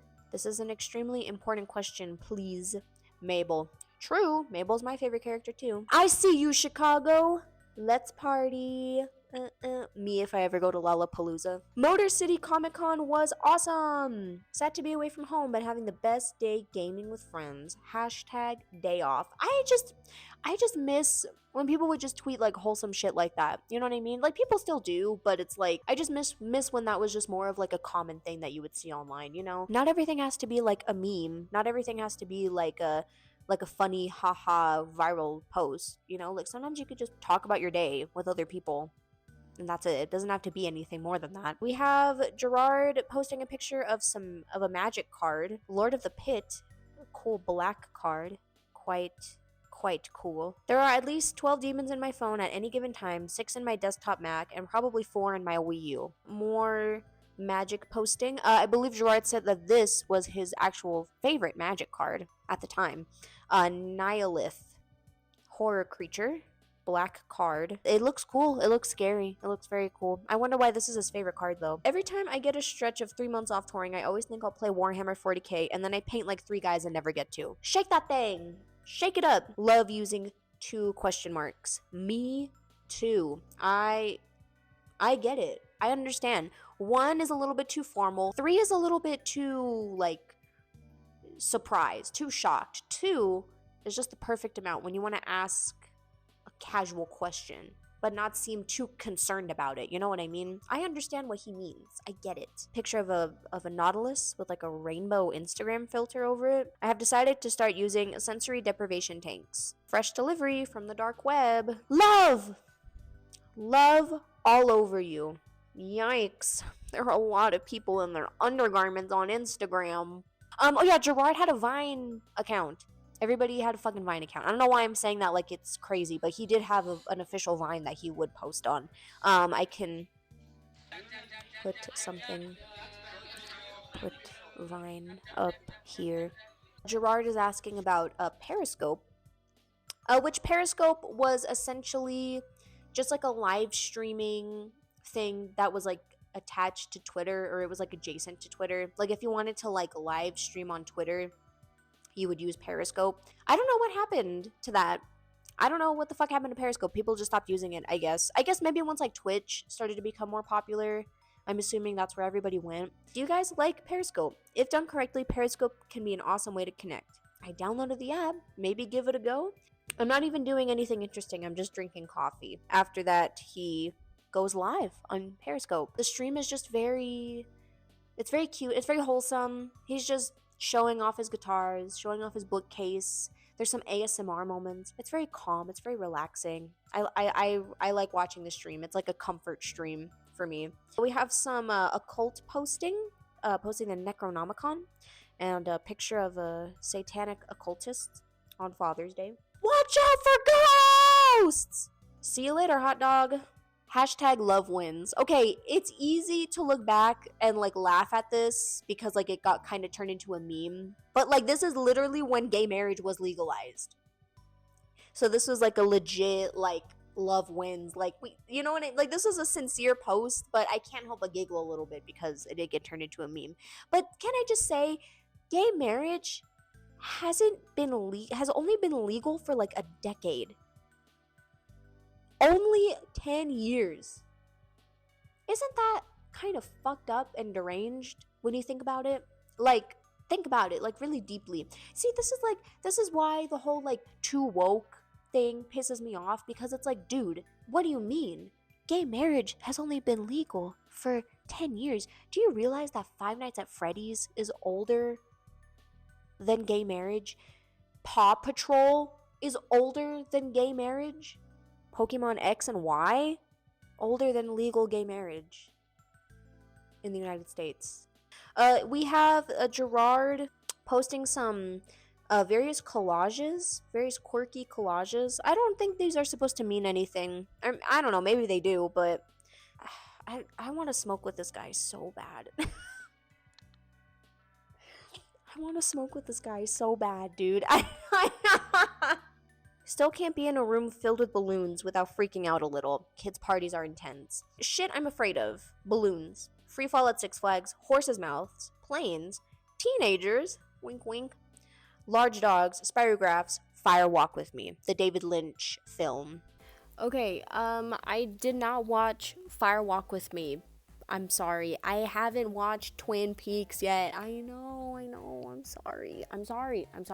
It's on my watch list. Okay, I'm really bad at watching TV shows. I'm really bad at it, but I really want to watch it still, especially because I'm really trying to dive more into David Lynch's work to honor his life, you know.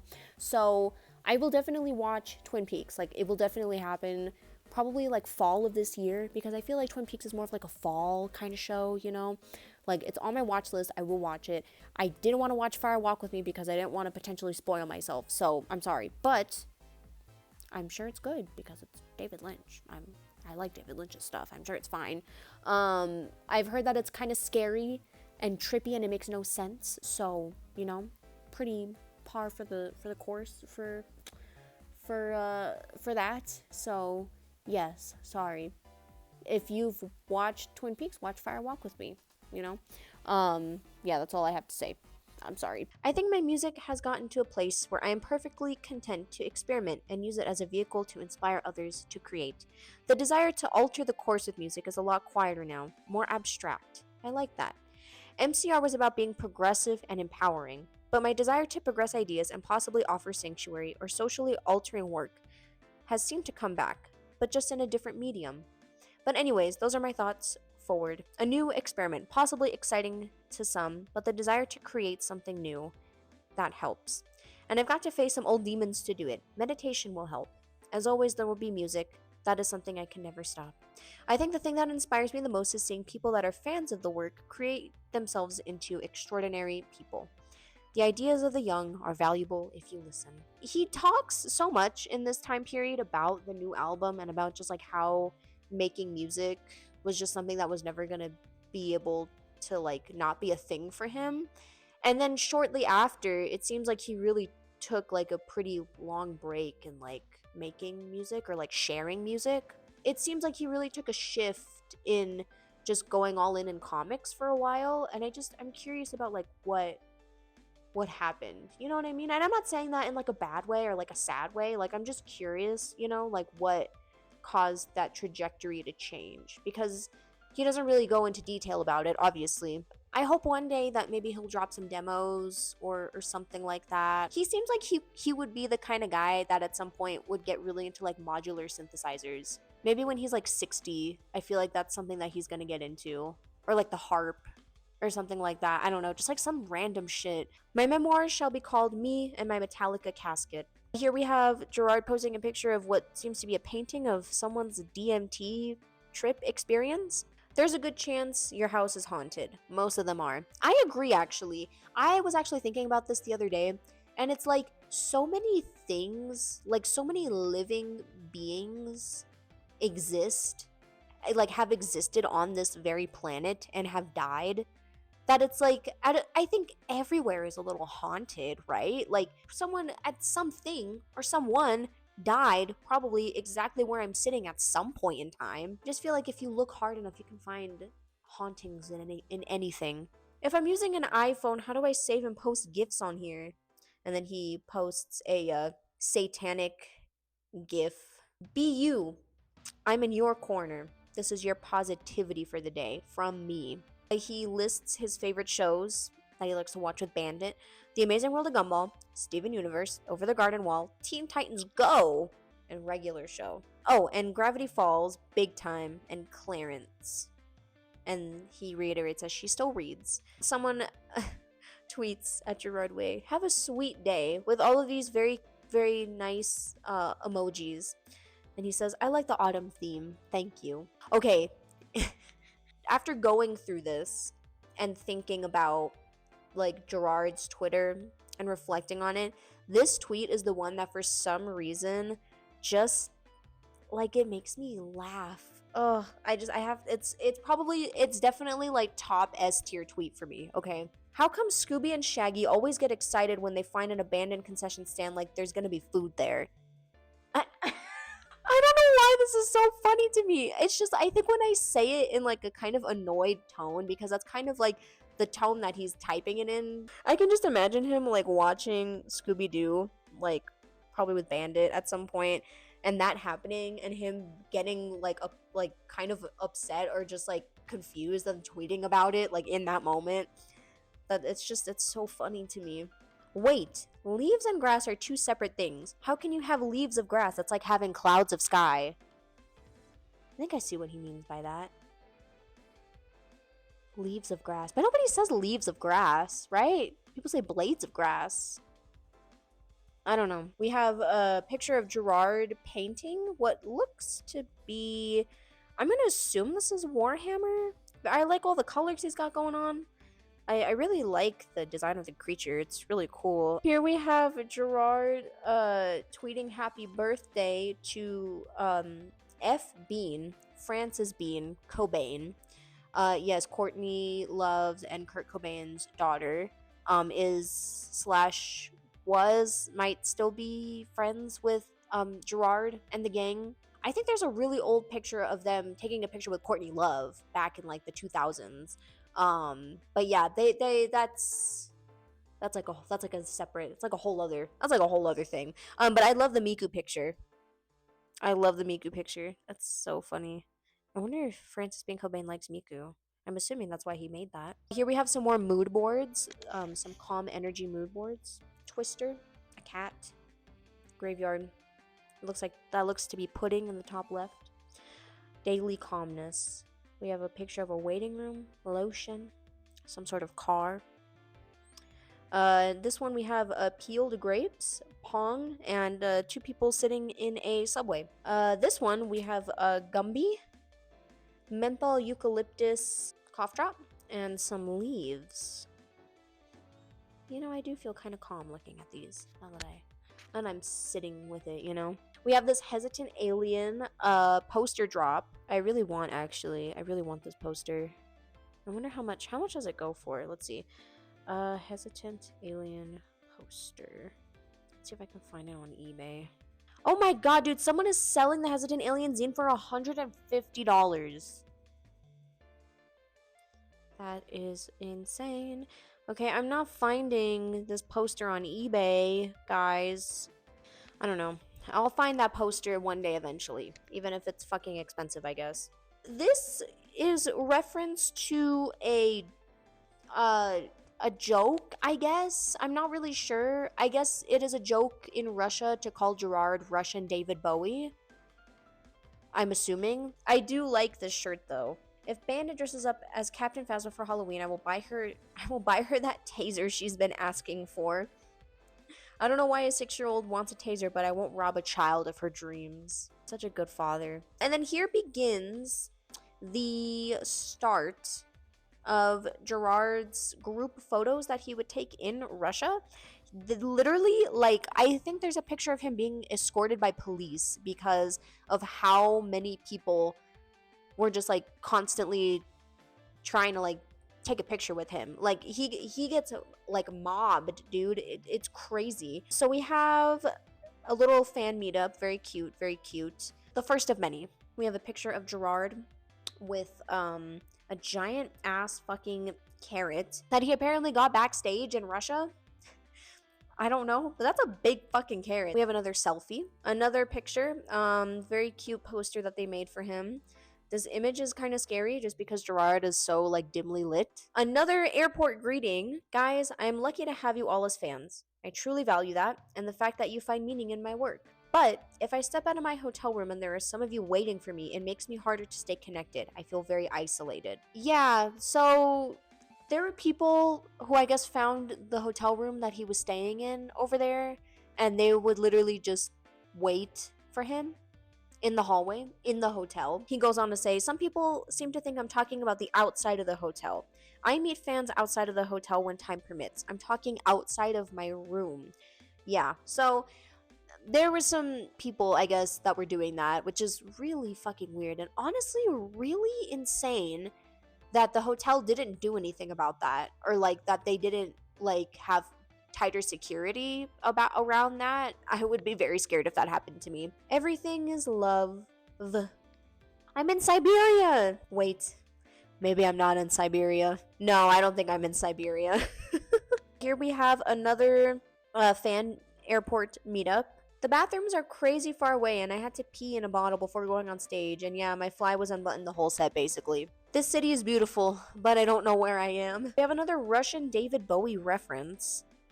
Yeah, so I'm assuming that's just like a meme over there that they have, or they call him Russian David Bowie, which is pretty funny. So insane, dude. Oh my god, another airport meetup. Like, and they all have like their own posters and everything. Oh my god, this one, some girl has like a Pikachu poster. These are so cute.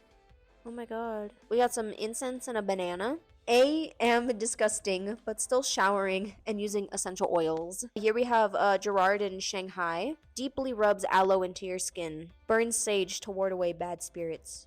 Low-key puts some Enya on. I think he spells low-key. I think that's what he's supposed to say. Yeah, low-key. Low-key. Removes first towel, covering the back area. The skin is soft and warm.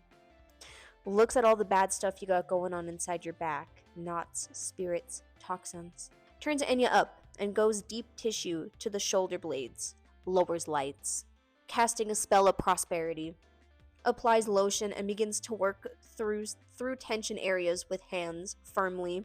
60 minutes go by.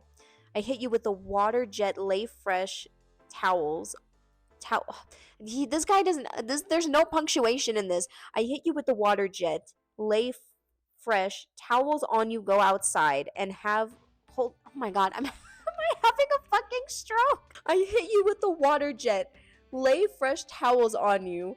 Go outside and have a root beer. Sorry. I felt like I was having a stroke reading that. Jesus. Happy birthday, hesitant alien. Already working on the next.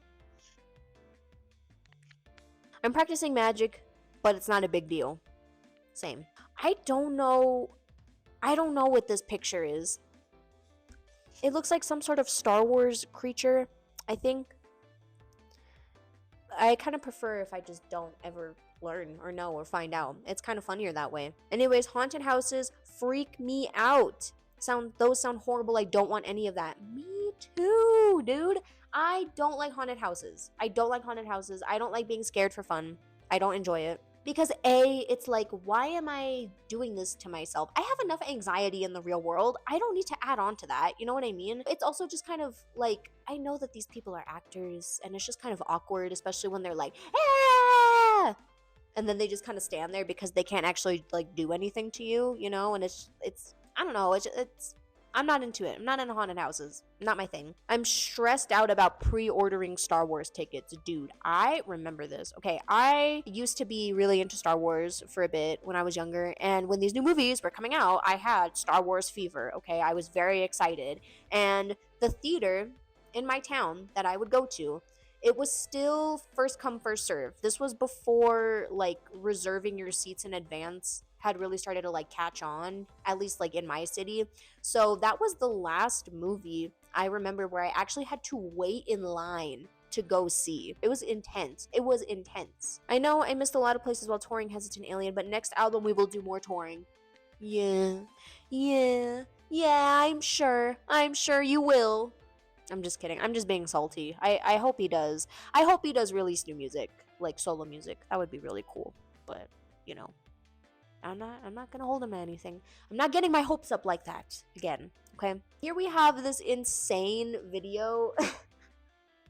This insane video that Gerard took of the shower on his tour bus. Dude. Why is it like are they renting like a party bus to tour in? Imagine just like taking a shower like after a long fucking show and you're tired as fuck and like you just want to go to sleep and they just hit you with the fucking color changing rave in the shower. I would probably pass out. Gerard gets this really cool fan-made Magic the Gathering card of him in the Professional Griefers music video, which is an iconic music video. His description says, instead of urinating, secretes a bluish milk-like substance by squeezing the tip of the index finger and thumb.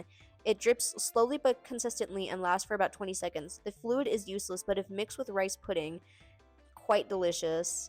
I'll touch your face if you get too close. I'll touch your face. This was when Grimes was teasing her album Art Angels, and Gerard says, love it! And Grimes says, thanks, Gerard!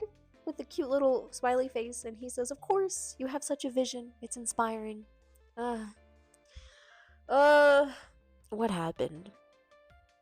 What happened to the original plot of the movie? Me at a strip club in Des Moines, stripping to Danzig's Dirty Black Summer, making mad chicken nuggets. I'm wearing a wig. This picture of Gerard, I guess he was playing a demo for the game The Division, and they took a little promo pic. Girl, put the gun down. He's not even looking at anything. I'm sorry. That picture just makes me laugh. Have a peaceful Sunday, and it's a cute little picture of cats.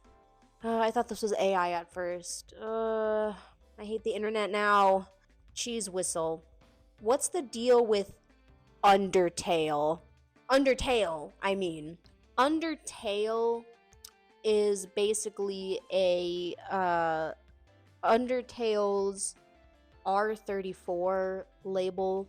It was requested by Toby Fox that all of the NSFW fan art be labeled Undertale with the AI, and instead of Undertale, just to make a distinction, like a separation, just so people who didn't want to see that stuff wouldn't have to see it, you know what I mean? Which is smart. I remember actually when he tweeted this and I was like, oh, that's not, you spelt it wrong in the worst possible way. The first tweet is him essentially asking, hey, what's the deal with this Undertale porn? What's the deal with that?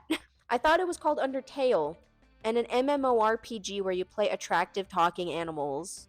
The exclamation point and the double question mark are two very important things, and I agree. There's nothing more calming to me than simply being in the presence of a sweet cat. Good morning. And then we see the introduction of their cat Mitch. Their cat Mitch. He's so cute. I am very cat-pilled right now. I am usually a dog person, but right now at this point in my life, I love cats so much. Oh my god, he's so cute. He's so adorable. Oh my god. His little eyes, his little paws. Gerard tweeting about the new Waves, or at the time, the new Waves album. This one I was also specifically very excited to see. We just had so much in common music taste-wise, you know, at that point. I liked Waves when I was 15. I loved Waves when I was 15. I actually met Waves. What's his name? Nathan Williams. He's very short, and he was really, really drunk when I met him. And it was kind of awkward because I was trying to talk to him, and he was just like out, like he was drunk. He was out of it. Pretty funny interaction. I feel like a subject I need to learn more about is furries. They get a bad rep, no? Is there any harm in dressing up in an animal costume? You know, defending the furries in 2015, bold. He was making a statement. It was really easy to make fun of furries back then. Defending furries as a non-furry was very it was just a not common thing you would see, so pretty cool of him. And then somebody replied, Killjoy Coyote, with pictures of them in their Killjoys themed fursuit outfit, their Party Poison more specifically themed fursuit outfit. Really cool, really well done. I'm very impressed. I'm always very impressed by fursuits. They are quite beautiful in my opinion. Whoa, you really went for it. That's impressive. You do you. Very nice. There's a lot of really nice people that are furries in my mentions. We have more Mitch pictures. Oh my god, he's so cute. Okay, and that's the last 2015 tweet that I have saved. Whoa! Woohoo! Okay, 2015. Very optimistic, very hopeful year for Gerard. He seemed to be working on a lot of different projects at this point. Things were going well. Things were going good. There's little glimmers of what would soon come. He's really, I think, solidified more of his own, like, independent identity outside of the band. That's kind of what I get from 2015, right? I think the further away he gets from, like, the MCR stuff, the more he really starts coming into his own. So we're coming up now on 2016, and 2016 is, as maybe most people know, the year that Gerard left Twitter. This segment is going to be a little bit more sad, a little bit more... Let's just get into it, okay? How is everyone's year going so far? That was his first tweet of 2016. I love you, David Bowie. Happy birthday.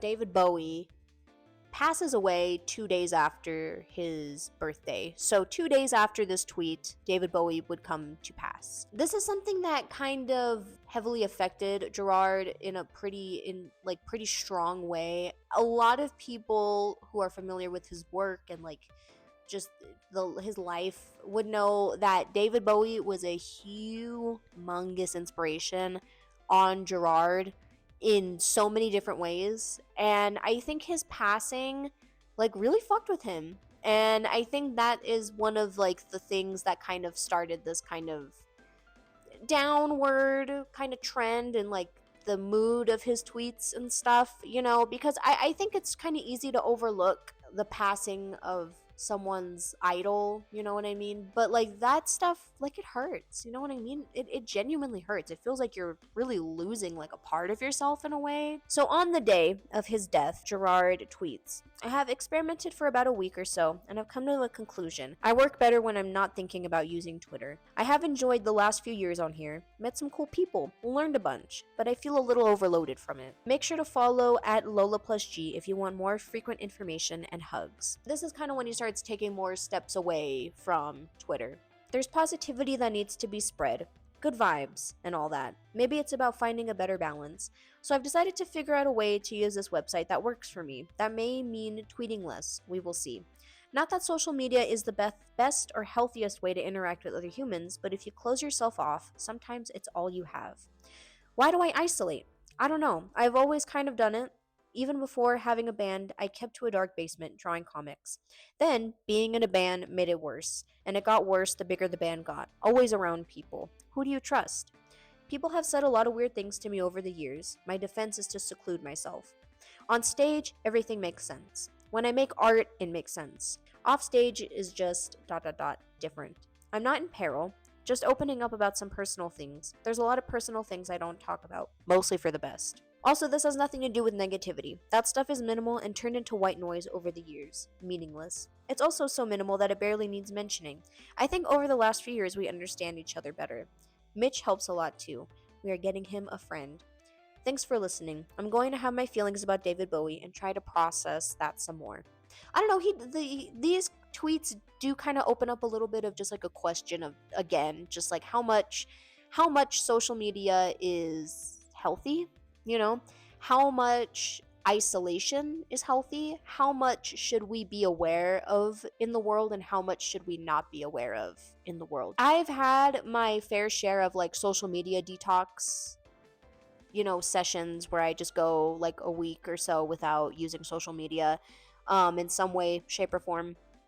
And I've learned over time that, yeah, if you're taking a break from social media, but you don't have anything else to do, and you're isolating, you're lonely, you're alone, it kind of makes things feel kind of worse. You know what I mean? There is a healthy balance. I think it's just really easy to just get overloaded and want to just like completely shut yourself off from the world, if you use social media too much. But then it's like, well, I don't want to completely shut myself off from the world. I still want to connect with people, There's other ways other than social media to do that, of course, but that also kind of ties into just how easy it is, especially like in America, to just isolate yourself from society in like a really weird way, where it's like you just go to work and then you go home and you just like stay at home and you don't leave your home, and that's not healthy. You know what I mean? Like the life before social media, where people were, having their like 40-hour work weeks and only being able to go home and be with their family and not really have time for friends, that's not healthy either. You know what I mean? Like, I don't know, it's interesting to think about. Back then, when social media was still very fun, or it had a little bit more of like a fun kind of creative vibe to it, it was a lot harder to feel like you could take time away from it. I think now, for me, it is just a lot easier, just because so many online spaces are like so corporate now. Taking time away from that, I think is very healthy overall. But I do think, you shouldn't just be isolating yourself from society. It's not good, especially once you get a taste of it, a taste of being connected to the world like that. It's kind of hard to just go back to living like an isolated life, you know what I mean? So I think this is kind of what he's talking about. But that was just a little side tangent, okay? And then they get Jupiter. Oh, which looks like the same breed as Mitch. We have this cute little drawing of like an elf ranger. Perhaps Gerard's D&D character, now that I think about it. And then he tweets Tom Hardy, heart emoji, honey emoji. Here we have a Google human chowder search, and it's just human chowder from the show Chowder. Gerard actually released this cover that he made of Superstar by the Carpenters. It was a warm-up song apparently that they just recorded. It's very sweet. You can only find it on YouTube, obviously. And then we have Gerard and Worm's charity stream, magic charity stream. So Worm, I haven't mentioned Worm yet. So Worm, aka Big Worm, is a longtime friend of Gerard slash the band. I believe he started off as their bodyguard back in the day. And I think he also, some people were saying online that he does sound. I'm not sure how true that is. But he's basically just like a close friend of Gerard slash the band. And so they hang out a lot. They talk to each other a lot. Yeah, they did a like magic stream for the American Cancer Society. Nothing super crazy happened during that stream. I remember I watched parts of it when it happened. Mondays can be tough, but I dig them because to me, they represent possibilities. Good morning, but it's with emojis. Looks like something that Cher would tweet. I wonder if this notorious hashtag look was a Blade Runner reference. It was. Yeah, makes sense. Makes sense. I remember when I saw Blade Runner for the first time, I was like, that looks like Gerard. She looks a little bit like Gerard. I want to give a stranger a hand massage in a food court using an excessive amount of lotion, and neither of us is allowed to say anything. This is a consensual hand massage. The last 3 years definitely feel like 10, in a much better place. Happy, productive. Of course, I miss everyone. Thanks for the support. We have a picture of Gerard's me. He's wearing like a wizard hat, it looks like almost. I'm really into the earth these days. I'm continuing to make music, though I have a lot of writing to do. I still have sessions and write songs, doing smaller releases. So I think maybe this is like when the album idea, the next idea for an album was kind of starting to maybe not come together, you know? Some people are saying that my new identity reminds them of a fanfic. I'm okay with that. I made peace with fanfic a long time ago. This is another reference to the milk fic because I think Gerard had changed his profile picture to a milk carton at this point, and people were making jokes about it. Enjoy your fic. Write one about me and a human centipede with Escape the Fate. IDGAF. I don't know what the fic is about, but honestly, how bad is it? Are we talking about a milk enema? No big deal. This fanfic gets right to the point. Absolutely no fucking around here. Milk enema, like I guessed. No big. My point is, I'm okay with fandoms. I've spent a lot of years being upset about fics plus ships, and there's no point to it. I learned to laugh at it and understand why it exists. People that are fans of something don't want to be told how to enjoy something. Gerard doesn't give a fuck about RPF. Do with that what you will. As long as you keep it to yourself, you know what I mean? Or not keep it to yourself, but as long as you keep it online, you know? Covered in cat hair, and I'm loving life. Dude, me too. Sits on porch, wearing overalls, a blade of wheat in my mouth, and tuning an acoustic guitar. This would be the beginnings of a Wheat Gerard, which I think is more like a 2017 Gerard thing, but this is the beginning, the echoes, the essence of that. Starting. Claims anchoring engagement in conspiracy theories to mental illness are fabrication created to protect the conspiracy, with Sonic doing a thumbs up. This is Gerard on labels. My therapist and I don't use them. I am chemically imbalanced, so I take medication to help with that. In fact, I don't use labels for anything. Using labels only gives others the leverage needed to categorize you or use you as a political tool. Please read all the tweets. I'm not pushing away different opinions, but expressing my personal views on labels. Everyone is different. Had a really magical experience watching at Youth Code tonight. Totally connected to the subs and the swirl and caught in their attack. Yeah, Gerard loves Youth Code, the band Youth Code. They're really good. I actually saw them open for My Chemical Romance in Denver in 2022, and they were awesome.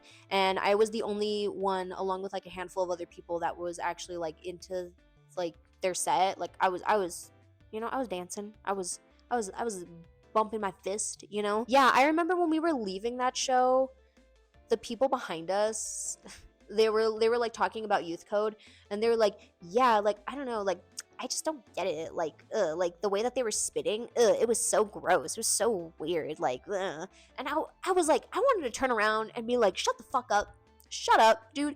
Frank literally spits. Frank literally does that. Just because it's Youth Code, just because it's a little weird. Oh, they're weird. I'm sorry. MCR fans who are like only into like pop music and don't explore any other genres of music, like the stuff that maybe inspires Gerard, I mean, hey, they can call themselves fans, but we're not on the same level. Okay, we're not on the same level. I'm just saying. I'm just putting that out there. The next few tweets are regarding a boycott. So essentially, at this time, North Carolina Comic Con was happening, and also at around this point, an anti-LGBT bill in North Carolina was proposed. Yeah, House Bill 2, essentially anti-trans, anti-LGBT bill that was being passed in North Carolina. At around this point, North Carolina Comic Con was also happening, and I guess there was like people pulling out of the convention because of that, because of the bill that was being passed. And so this is just Gerard talking about boycotts. As someone who was a part of Soundstrike in Arizona with our bands, I have mixed feelings about it over the years. So Soundstrike was a musician boycott against the state of Arizona in light of really racist anti immigration laws that were happening. Cops were able to kind of just like inquire about anybody that they thought came into the country illegally. Like, you could get pulled over if you looked like an illegal immigrant, basically. That's kind of what they were going off of. Musicians were kind of protesting that and just skipping the state of Arizona in their tours at this point. Most notably, like Rage Against the Machine. On one side, you want to support the fans who are affected by a terrible law by simply not going as a form of protest. On the other hand, you want to support those same fans by sharing your art with them and not making them feel isolated. Not boycotting a state can also bring some light to positivity to some people, And I know North Carolina Comic Con is working hard to keep it inclusive and supportive of the fans affected. This has been a result of lots of thinking and also personal experience in having boycotted before. This may not work for some people, and it may work for others. That is the kind of situation everyone is in. But I know there will be many things in support of the LGBTQIA community at the con, and it's a great environment for discourse. Just something to think about. We have an iconic selfie of Gerard in his moppy hair. Now, we're gonna get into the really sad stuff. Unfortunately, sorry. For anybody who might not be aware, the Pulse nightclub shooting happened in Orlando, June 12th, 2016. It was a attack on the gay community. It left 49 people dead and 50 people wounded. This is going to sound really dystopian. This was the most deadly shooting in the United States' history. Only for a year, until the Las Vegas Strip shooting happened at Mandalay Bay. I think it kind of gets glossed over a little bit now, just because of how much other shootings have happened in this country, and it's really sad. I don't know. I just like I'm just having a little bit of a moment to kind of remember and reflect on that. I think it's important to do, you know? So this is Gerard's thoughts on it. Lately, I found myself without words. This has not entirely been from working long hours. It is also being connected to this, a reflection of the horrors outside. There's one side of me that is simply trying to pretend the horror does not exist, another side that is struggling with my faith in humanity. But mostly it is from an overwhelming wave of sorrow and sadness from almost everyone around us. I feel like the week broke me. I feel like many months broke me. I don't think I've processed the shooting fully. I've always just wanted everyone to be able to be who they want to be, proudly, enthusiastically, freely. My heart breaks for the LGBT community. My heart breaks all the time. I don't really know how to use Twitter anymore because I don't know what to say. Everyone is hurting. We have compassion. I don't want to lose that. To lose that, or worse, to replace it with fear, would be catastrophic, but that is a tall order, and many people have it very hard. I admire every one of you who gets up in the morning and still has love in their heart, hope, humanity, empathy, and I admire those people even more that choose to rebuild it constantly every single time it is demolished. I feel I must learn to rebuild, brick by brick. Love to you eternally. You're all brave and brilliant. Good night for now. So this is the tweet that's actually pinned to his account at the moment. Today has got to be a better day. Here's to hoping. Lots of love. When will you go back to making music? I miss your music. This fall, I begin writing music again. Do you think you will be making another zine to go with your music? Maybe a zine even sooner than music. He did not, I don't think he's made any other zine besides the Hesitant Alien one. I'm off for now. Take care of each other and be kind. Make art or words or things or simply dreams. I went for a short walk in the neighborhood and then meditated for 10 minutes. I feel great. Try it if you can. Another walk, another 10 minutes of meditation. Both activities are already getting easier. I feel great. Give it a try if you can. And that is Gerard's last tweet, June 24th, 2016. And that is it. That is the end of Gerard Way's Twitter. Yeah, that kind of ended on a sad note. Sorry. It is like, I mean, that's just the nature of it, right? He left Twitter because it wasn't good for his mental health. And, there's a lot of conversations again to be had about like privilege and like, even having the privilege to step away from the horrors of reality, when they're not directly happening to you.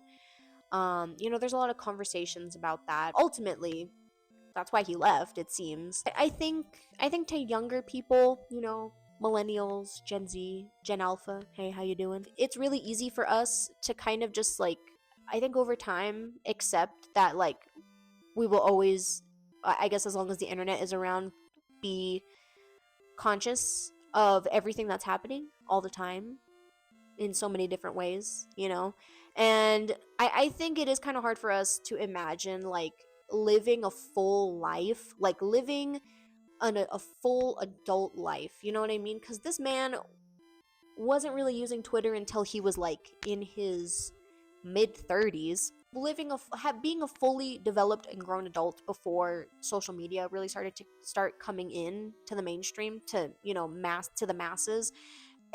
I can only imagine it being a bit of like kind of like a whiplash feeling, you know what I mean? I feel like if that was a situation with me, I would definitely feel very overstimulated. I mean, fuck, I feel overstimulated as it is now, and this is something that I've been used to since I was a child, you know what I mean? I can only imagine how it feels for someone who kind of had a taste of that sweet ignorance, only to have it crushed and taken away from them forever. In some ways it's a blessing, in some ways it's a curse. I personally feel, I mean, for like my own opinion, if you're interested in my own opinion, social media is an inherently very neutral thing. It is not a morally good or bad thing that exists. It just depends on who's running it, who's using it, what it's being used for, I think right now it's kind of reached this morally questionable point just because of the people who run it and how much control it has over people right now. If the internet and social media wasn't created in this hyper capitalist hellhole that we are living in now, I think it would be a very different thing. I think it would look a very different way, and the way that we use it would be very different. It would be much more of a supplemental thing than like a lifeline, you know?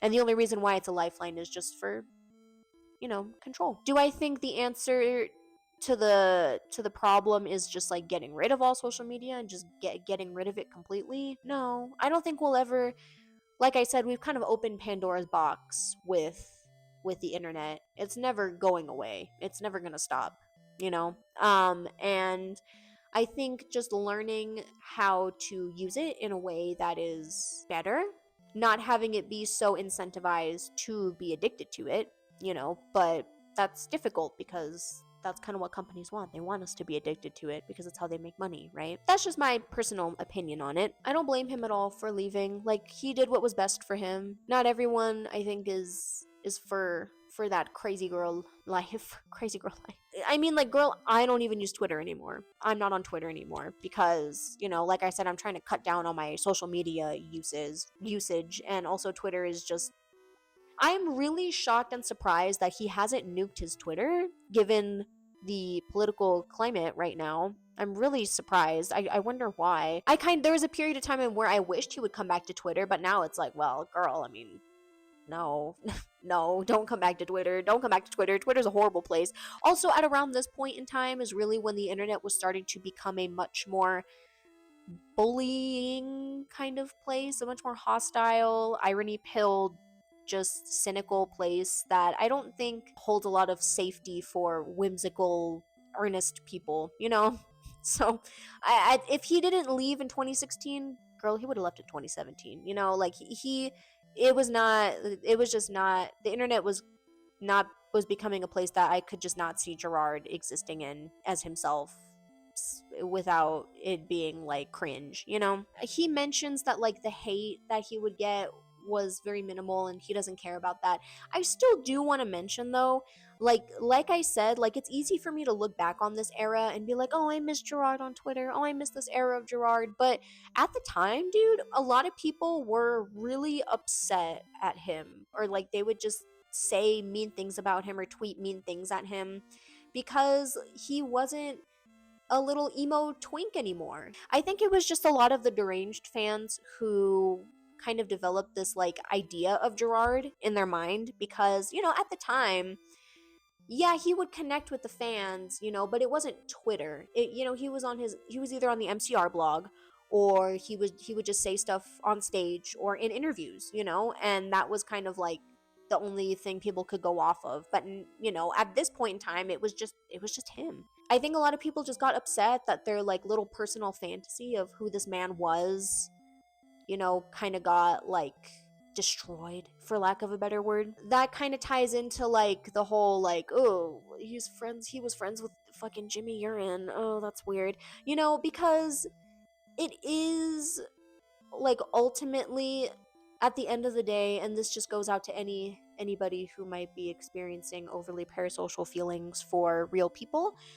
They're real people. I'm an adult. I'm 25. You know what I mean? Like I am not going to sit here and pretend that this person who I admire is perfect. Someone who I admire is still going to do shit and say things that I don't particularly like. Does that mean that they are a terrible human being?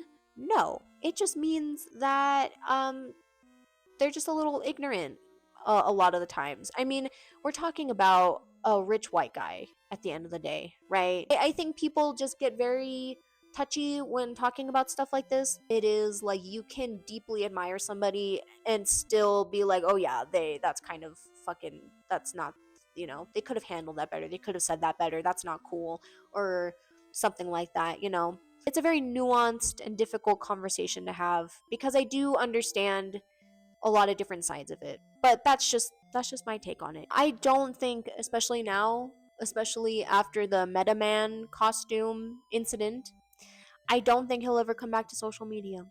I don't. And that's fine. And that's okay. You know, he knows what's best for him. He's a grown ass man, right? He's going to be 50 like in a few years. So let's remember that, right? He's not like a baby. He can make decisions for himself. I don't know. Yeah, I guess I don't see him coming back to social media in that way, you know.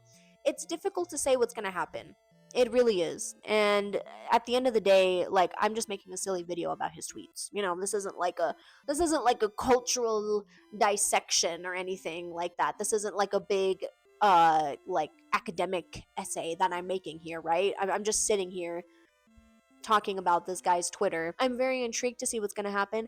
I got tickets to see MCR in July, so I'm very excited about that because I think anything that this guy needs or wants to say, he will say it in his own way. You know, it's not going to be through Twitter anymore, I'm sure, unless, you know, I'm proved wrong.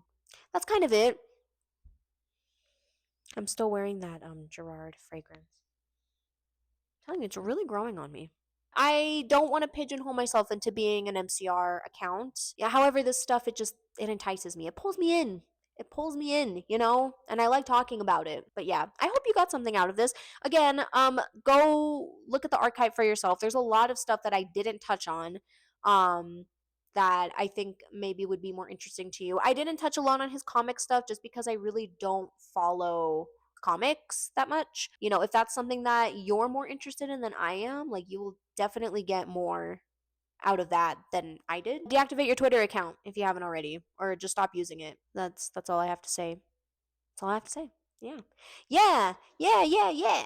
I will see you guys later. Woo!